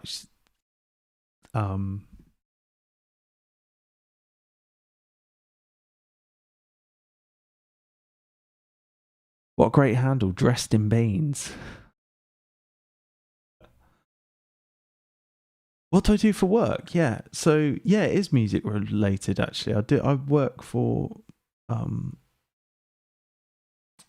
work for a contemporary music ensemble. I don't perform. I'm in arts administration, but yeah, I work with musicians and music people and composers and stuff like that daily.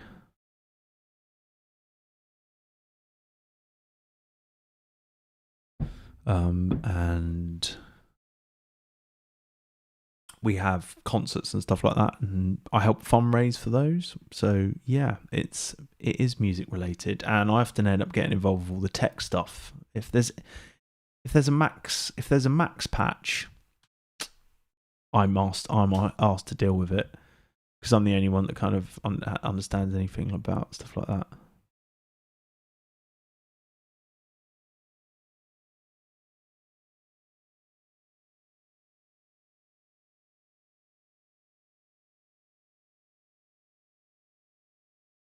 Normal people wouldn't listen to a drum break like 1,000 times in a row. I don't think they would. Like, or if I said, right, check this out, right, listen to this, and now listen to this, it'd be like, I can't tell the difference.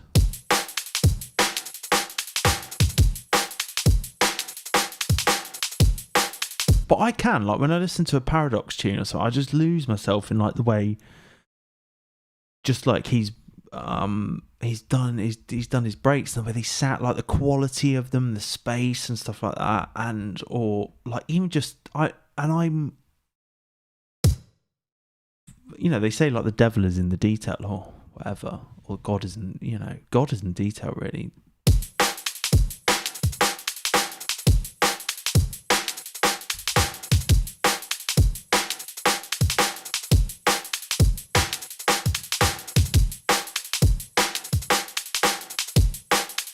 That's sounding pretty tough now. All right, so we've got like a stepper, a kind of roller and a stepper, and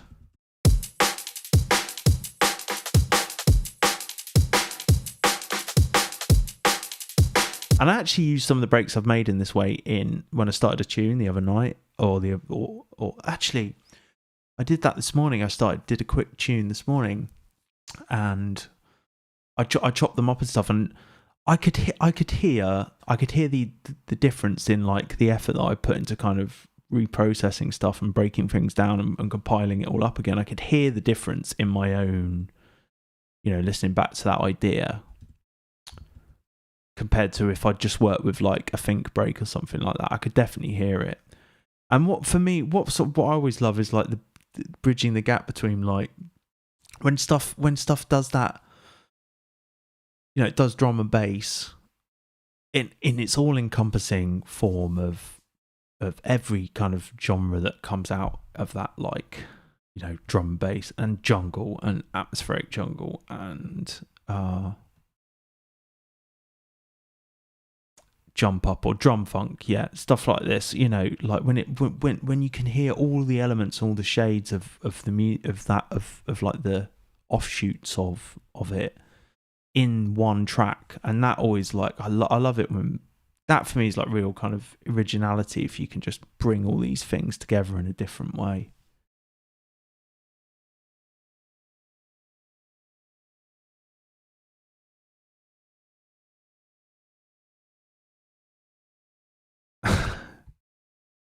Whenever I play my dad anything, he's like, oh, it sounds like Jean-Michel Jarre or something. That's kind of his comparison. I mean, one thing I get, like, I just love working with drums. I love working with, like, percussive stuff.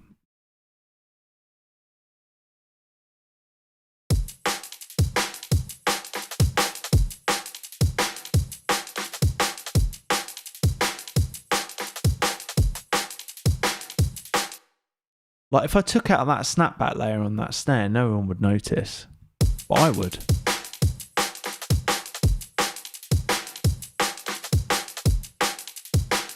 And that's hopefully, I think, something when if someone buys a sample pack, or if they buy and they listen to this and they go, you know, it's the small details that I want it to like just hit immediately, and people go, I've got to work with that. That's really inspiring. I've got to like use that. That for me is like a good sample pack, or a good set of sounds, is something that makes you want to make a track with it.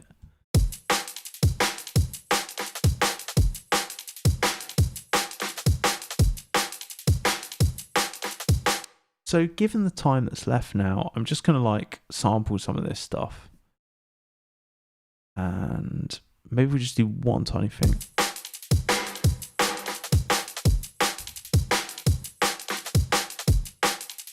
We could draw in some automation like we did last time.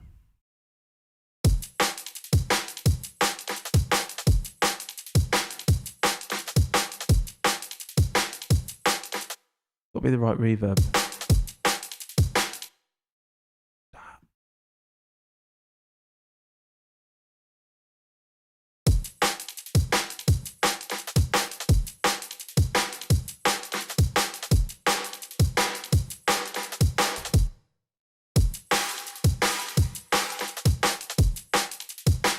Sometimes it's like a weird thing that'll work.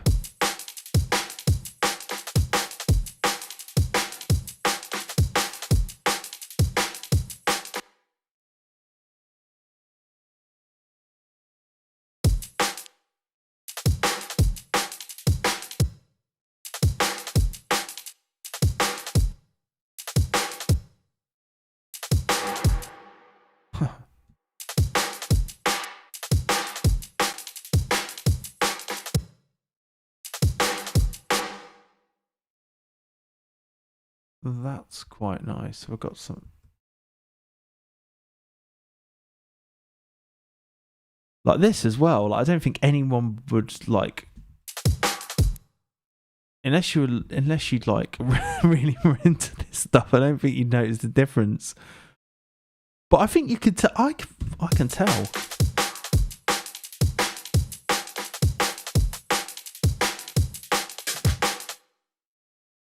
Like that.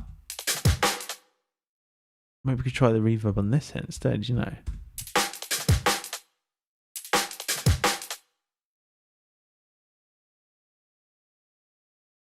Nice little loop. All right, and maybe we'll just do some on this one. Now, we haven't really got mutated on this, but that's okay. What I might do is just...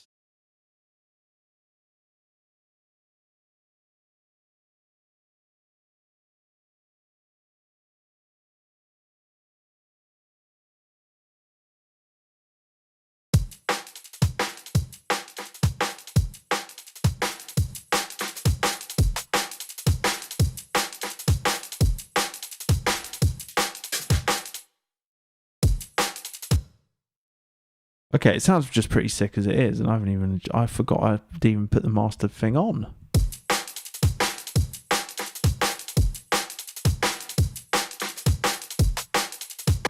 Alright. So Soothes on there as well, which always makes me feel better.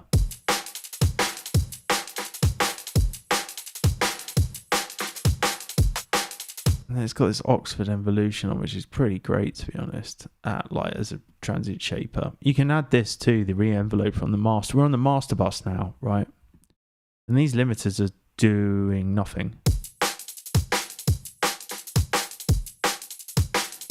So it's really cool. You can really like tighten it up just with that. You could do more of the Oxford Evolution too.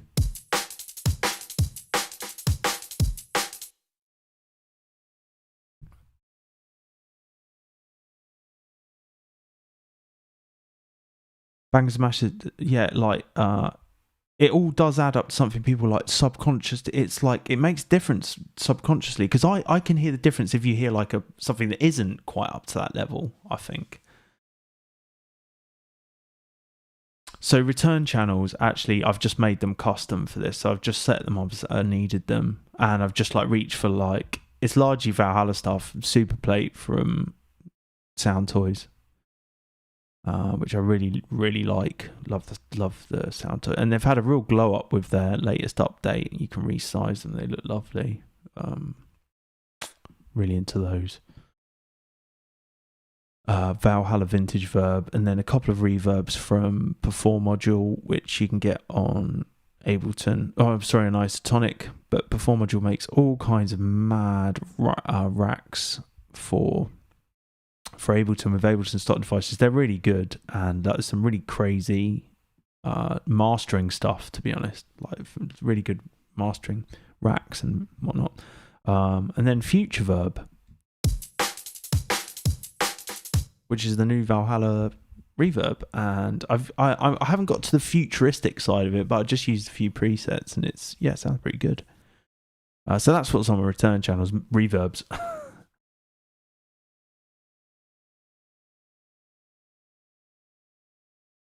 Future World Machines, that's an interesting prospect.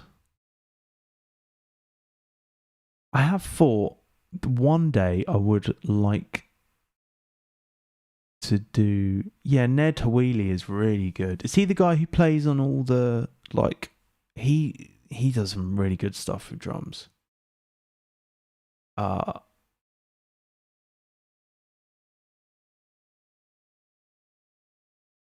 I guess that some of the stuff they do inspires me, and I'd love to do a bit more of that, using, you know, actually recording sounds too. But I've kind of worked with my limitations, if you know what I mean, because I haven't got space to have a drum kit, or for the neighbours, you know.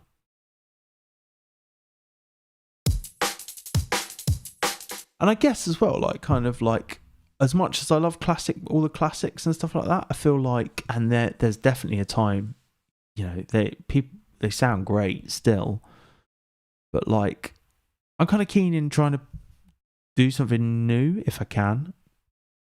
And I'm not saying I am or I can, but I'm interested in like what's possible. And of course, all the material is just coming from breaks anyway, that people from existing records. But I'm really interested in kind of deconstructing it and trying to build something new out of it, and also something that, you know, bridges the gap between real and synthetic.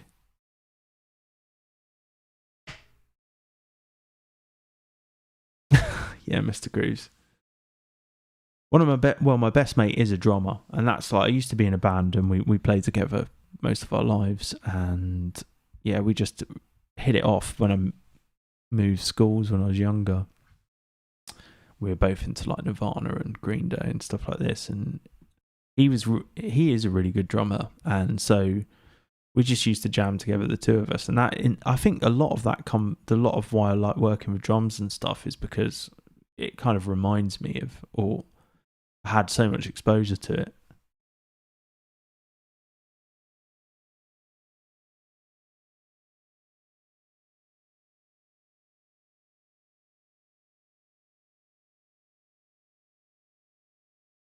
I think that would be cool as well, Bangers and Mashism.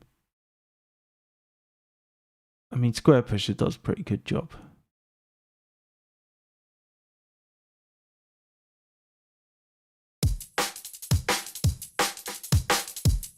Okay, but I'm not going to completely mutate them now and do some weird stuff. Okay. Are we on the master channel?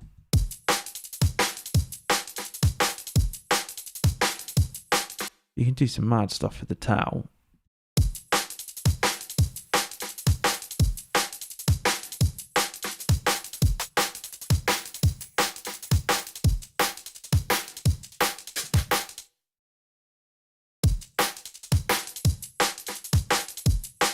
So options for future processing now.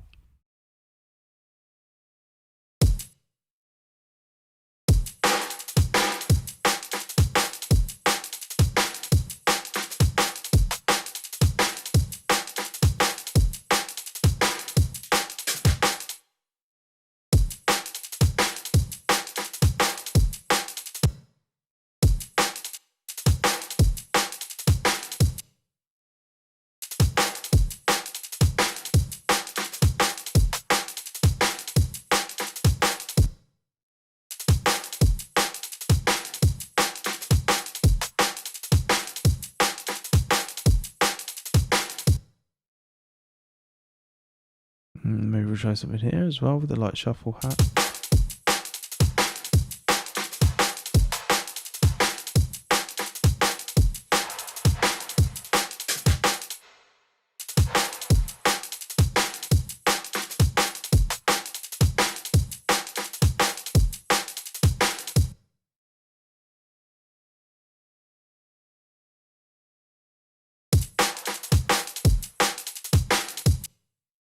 Interesting. What's that? It's the big dirty room.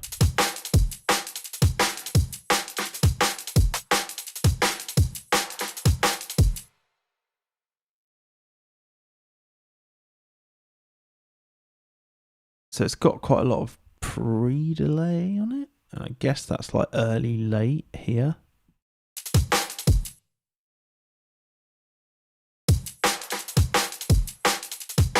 That's pretty cool.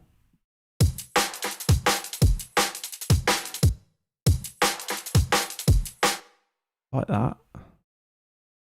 Make it a different color. Dark is good.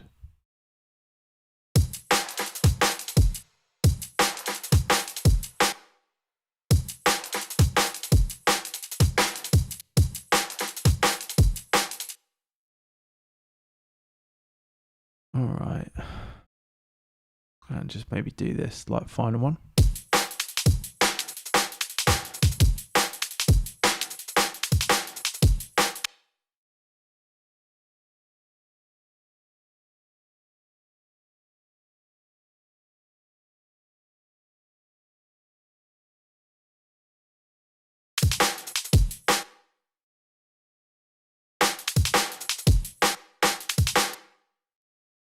What am I even doing this on? Is it this?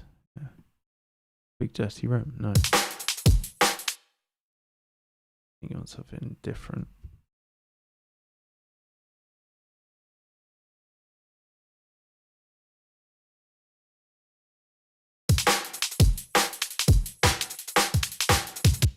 It's pretty nice. Like this one. What I'll do is I'll come back tomorrow and like probably work on them again.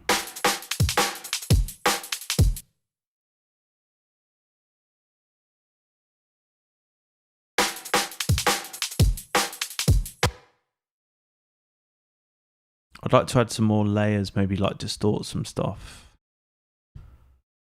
Which I think you're kind of getting out a bit if you know.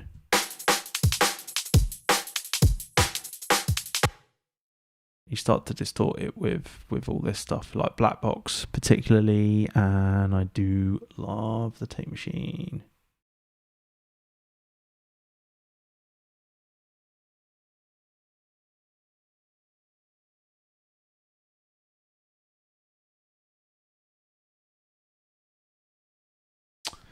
My Trello board.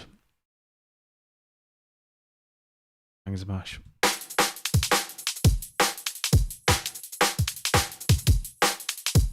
This sounds amazing, this UAD tape recorder. Like, without it. It's good. I'm totally into it. Yeah, I did... because it's like something that I stole from someone else. I say that, I mean, there's a guy, Mike Monday, and he does like music production coaching. You might have encountered him. And he has like this Trello board system. He calls it his automatic music machine. And so it's kind of his thing. And I always thought, I didn't really want to make a video about it because it kind of felt like just nicking his stuff, if you know what I mean. So I did do one on Patreon that's just a bit older. Not like I'm saying you have to, you know, if that's kind of where I keep it. And, or I that's where I did it. And yeah, I'll go into way more depth about that. I've explained it on a few streams recently. I had a few questions about it. So like maybe last year, end of last year, I definitely went into it a bit more detail when I, in the beginning of a stream.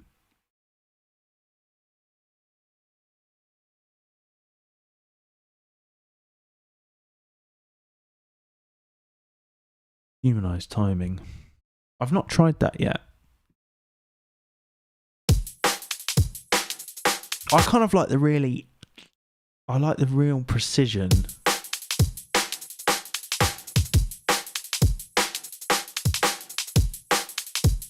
Because it's all like, obviously all the sounds like have different envelopes and stuff, so they kind of happen slightly differently. And to me, there's like, is that what you mean? I do have a journal as well. Are you on there, Bangers and Mashes? If not, check out the earlier stream. Check out the earlier stream from, I reckon before, where I was working on some existing tracks and stuff, and someone asked me about it on the stream, so I kind of went into a bit more detail. Right. Okay, I'll just do one of these and I'll show you. In fact, I'll just press on. So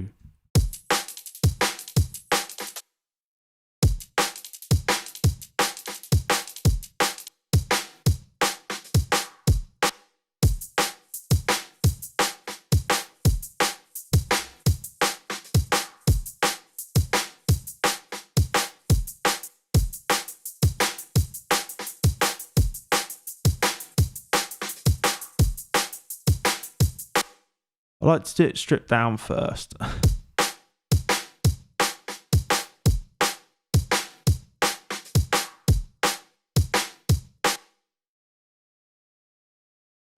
Where's that coming from?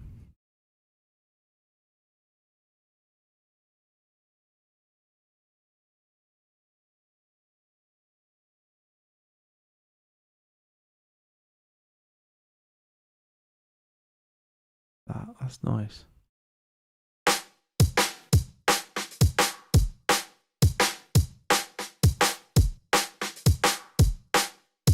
Don't want it too loud.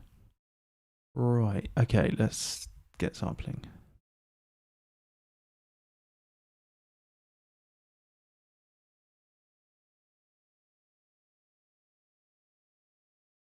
I think we need the ins and outs.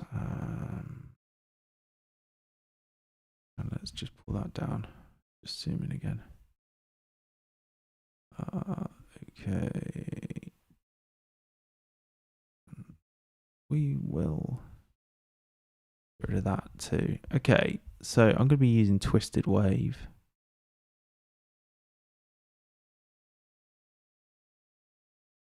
Yeah, that's it. Got this new like Rectangle Pro it's called, and it's like allows you to quickly snap windows. Pretty cool. Anyway, Ian, how are we doing?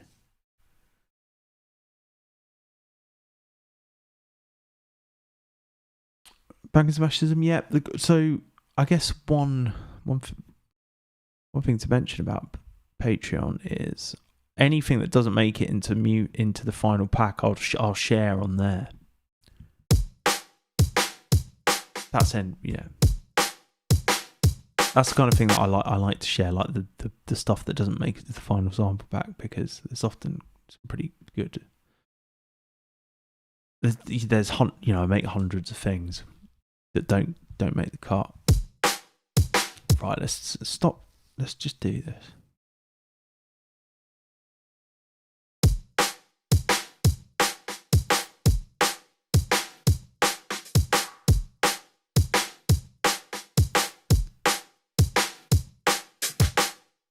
All right, and now I'm going to introduce. What should I introduce next? I'll just keep this sampler rolling. That'll do. One thing I have to remember is like, okay, that's fine. Just keep it rolling.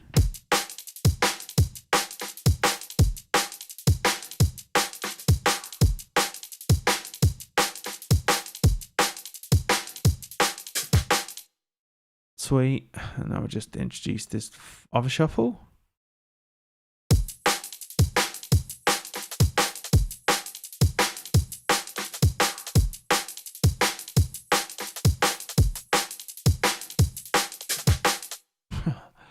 Love that. Maybe bring this in. Just have this one on its own as well.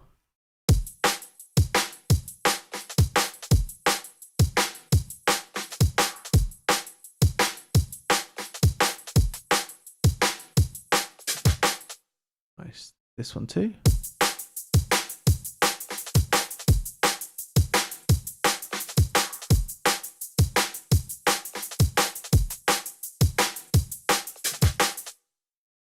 Nice, this as well.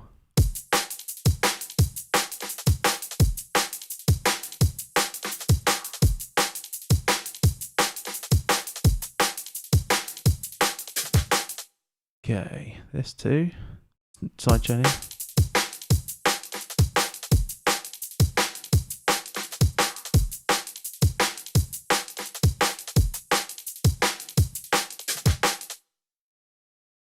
Awesome. We'll stop this as well. Just gonna get rid of that.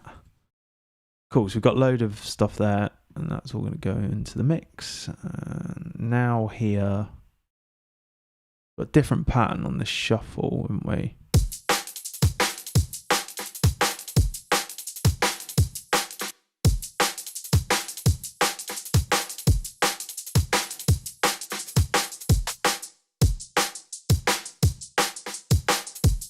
That's just like an additional layer. That one is kind of the weakest in that.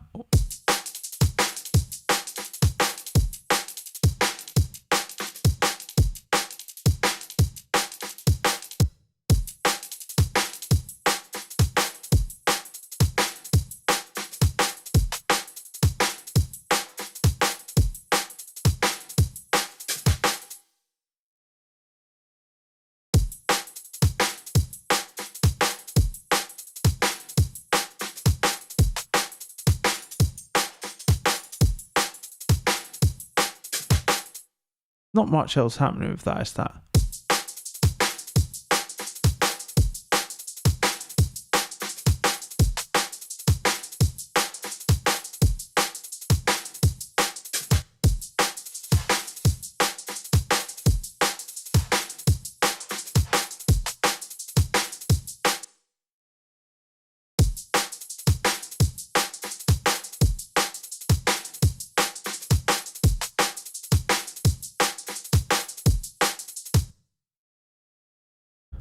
Why isn't the automation?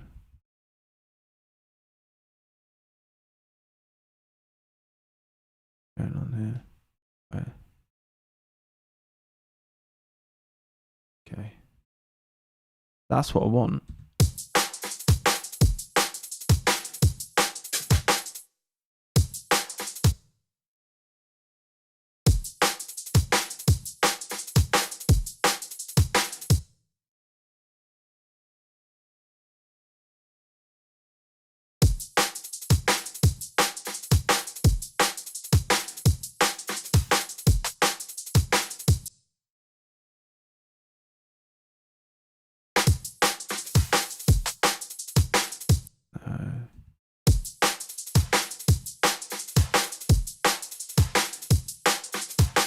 That's nice.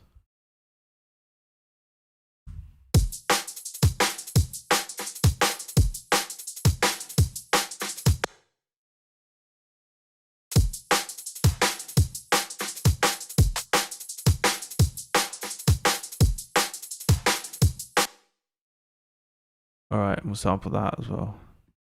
Just that recorded. Okay. Nope.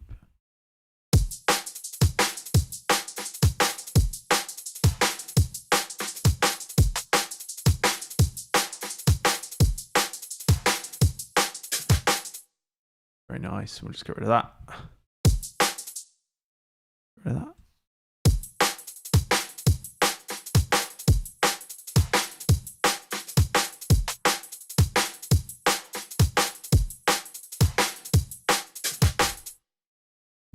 Lovely. Right, we'll move on to the final one. And obviously we haven't quite mutated these properly yet, so we'll just stop this rolling and work out what we're going to bring in and out. Oh, we've still got this, haven't we? This is a good one. This.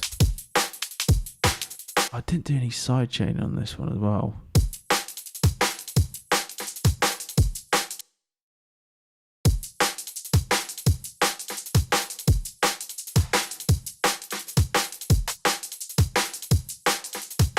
I don't think it adds anything, or it's certainly not worth. So what can we get mute on this?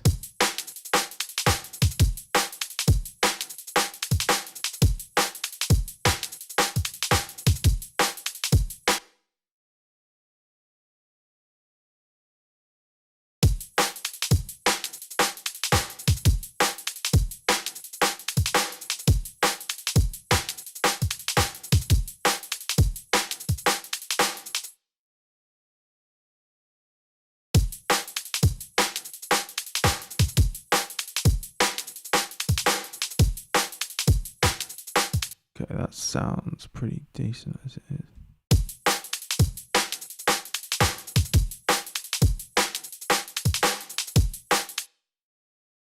Bring that down a bit.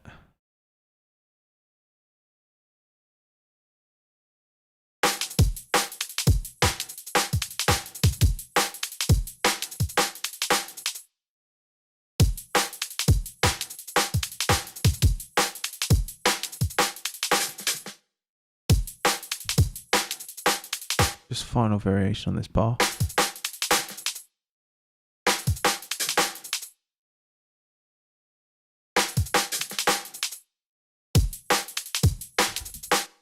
Context.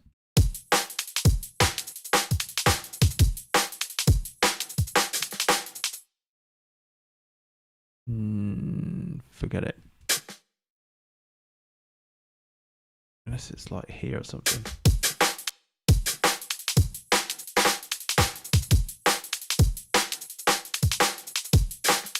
Yeah.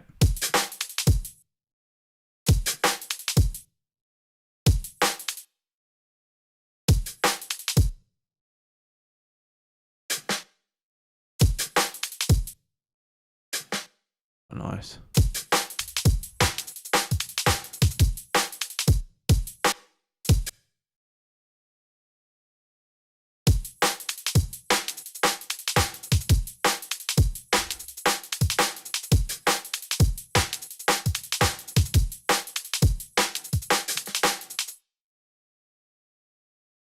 Not on the last one.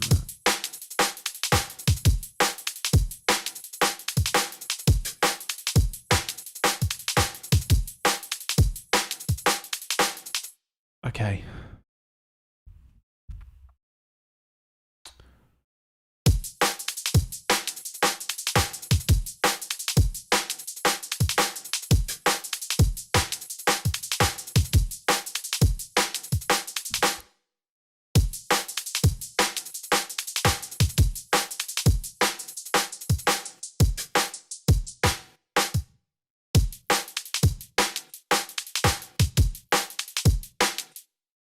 Like that.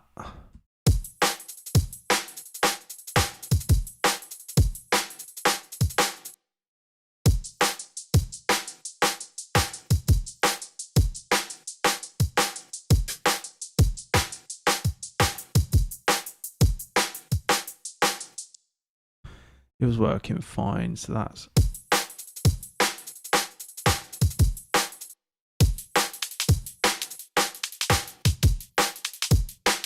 all right. Let's just go.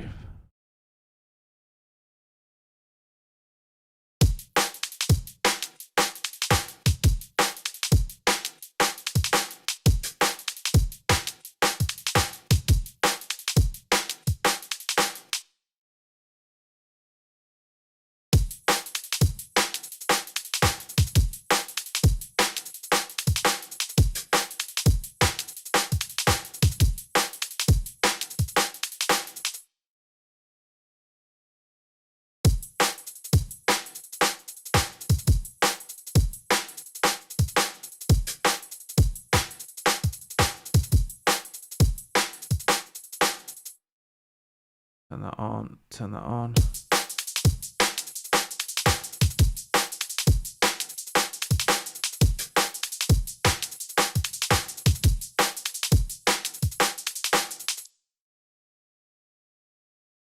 Very good. Okay, let's just deal with these now. I'll show you this cool like batch processing trick I've worked out how to do on this audio editor. So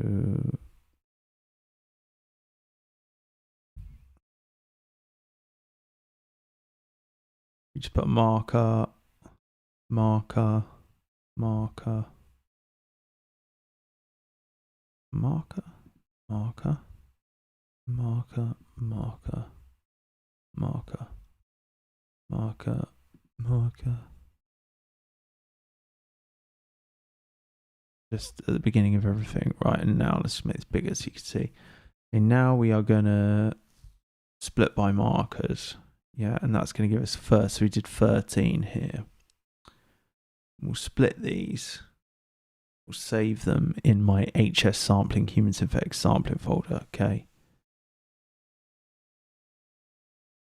Very nice. And now, okay, how do I do it? So, do a new file. Okay, that's fine.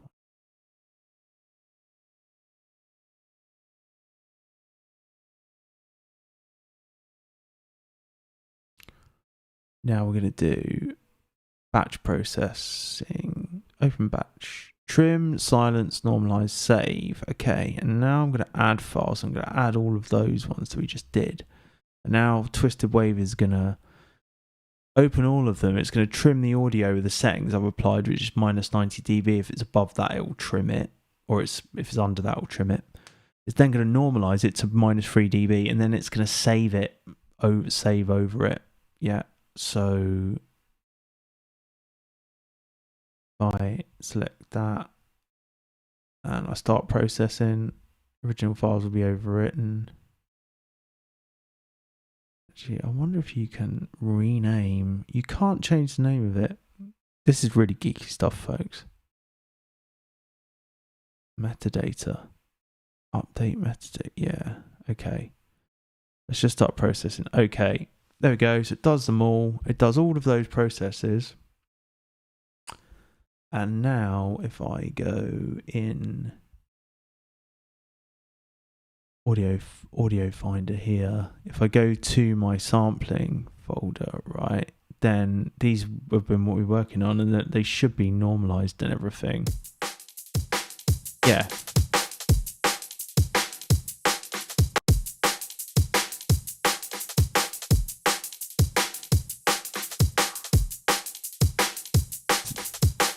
So that's just like a super easy way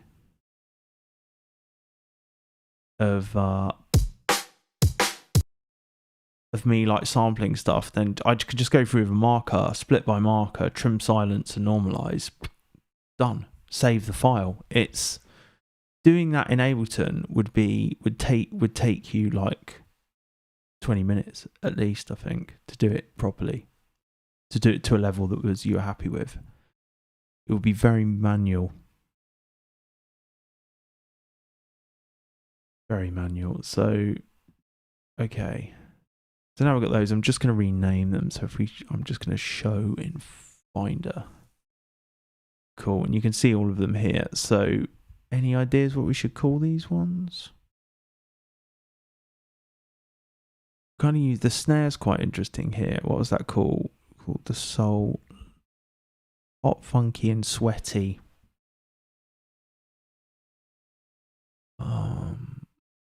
So we could call it, how about, I'm thinking about soul, lifting up, elevating. We could call it levitation, couldn't we, or something like that. So cool, we'll call it that.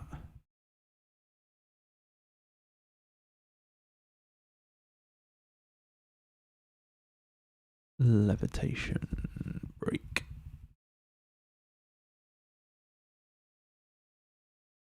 $170 is Mutant Break, and 2601 date today is the 21st, and it's going to be 0.1, and then it will just sequentially rename them. Now that should go over to Audio Finder too, I believe. You just might take a moment. Okay, it does this. So I'll just remove all them, but then it should load stuff back in. How do I...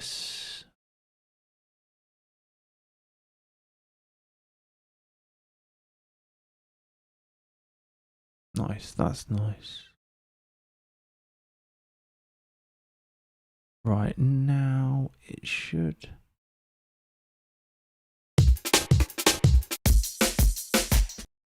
Might just take a minute.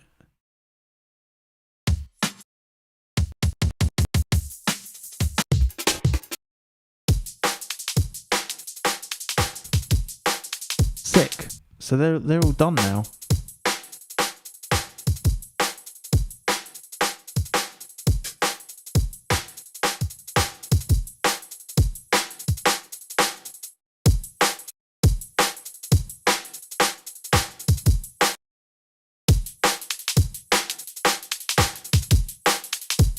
Kind of like those last ones too. They were sick.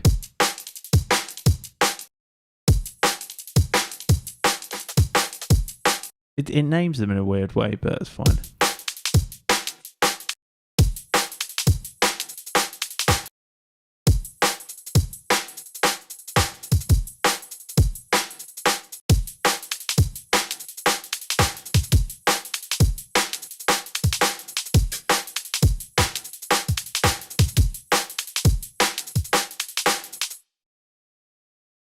All right. That was a very geeky session on drum breaks again. But I think we made some real good progress tonight. There's another one done. We've got like 3. So I'm up to 12 of these breaks, produced in a similar way. Some took longer than others. And I have a bit of an ambition that I might just like chop the individual hits and make them into drum racks that people can program their own patterns with. That would be cool, and kind of build in some shuffles and stuff. But I'm pretty happy with how they came out and how we got them into here, you know.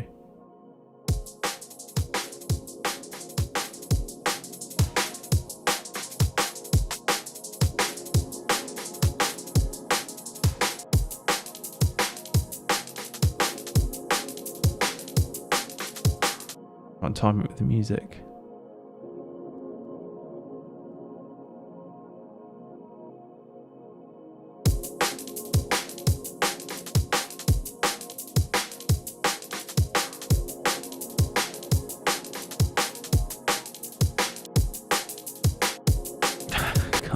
But yeah,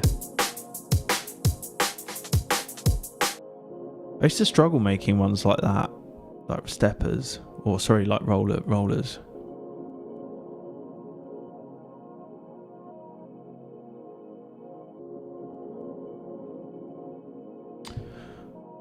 Alright folks, that's going to do it for this evening. I'm going to call it there, and I hope you enjoyed watching me lose myself in 11-second loops.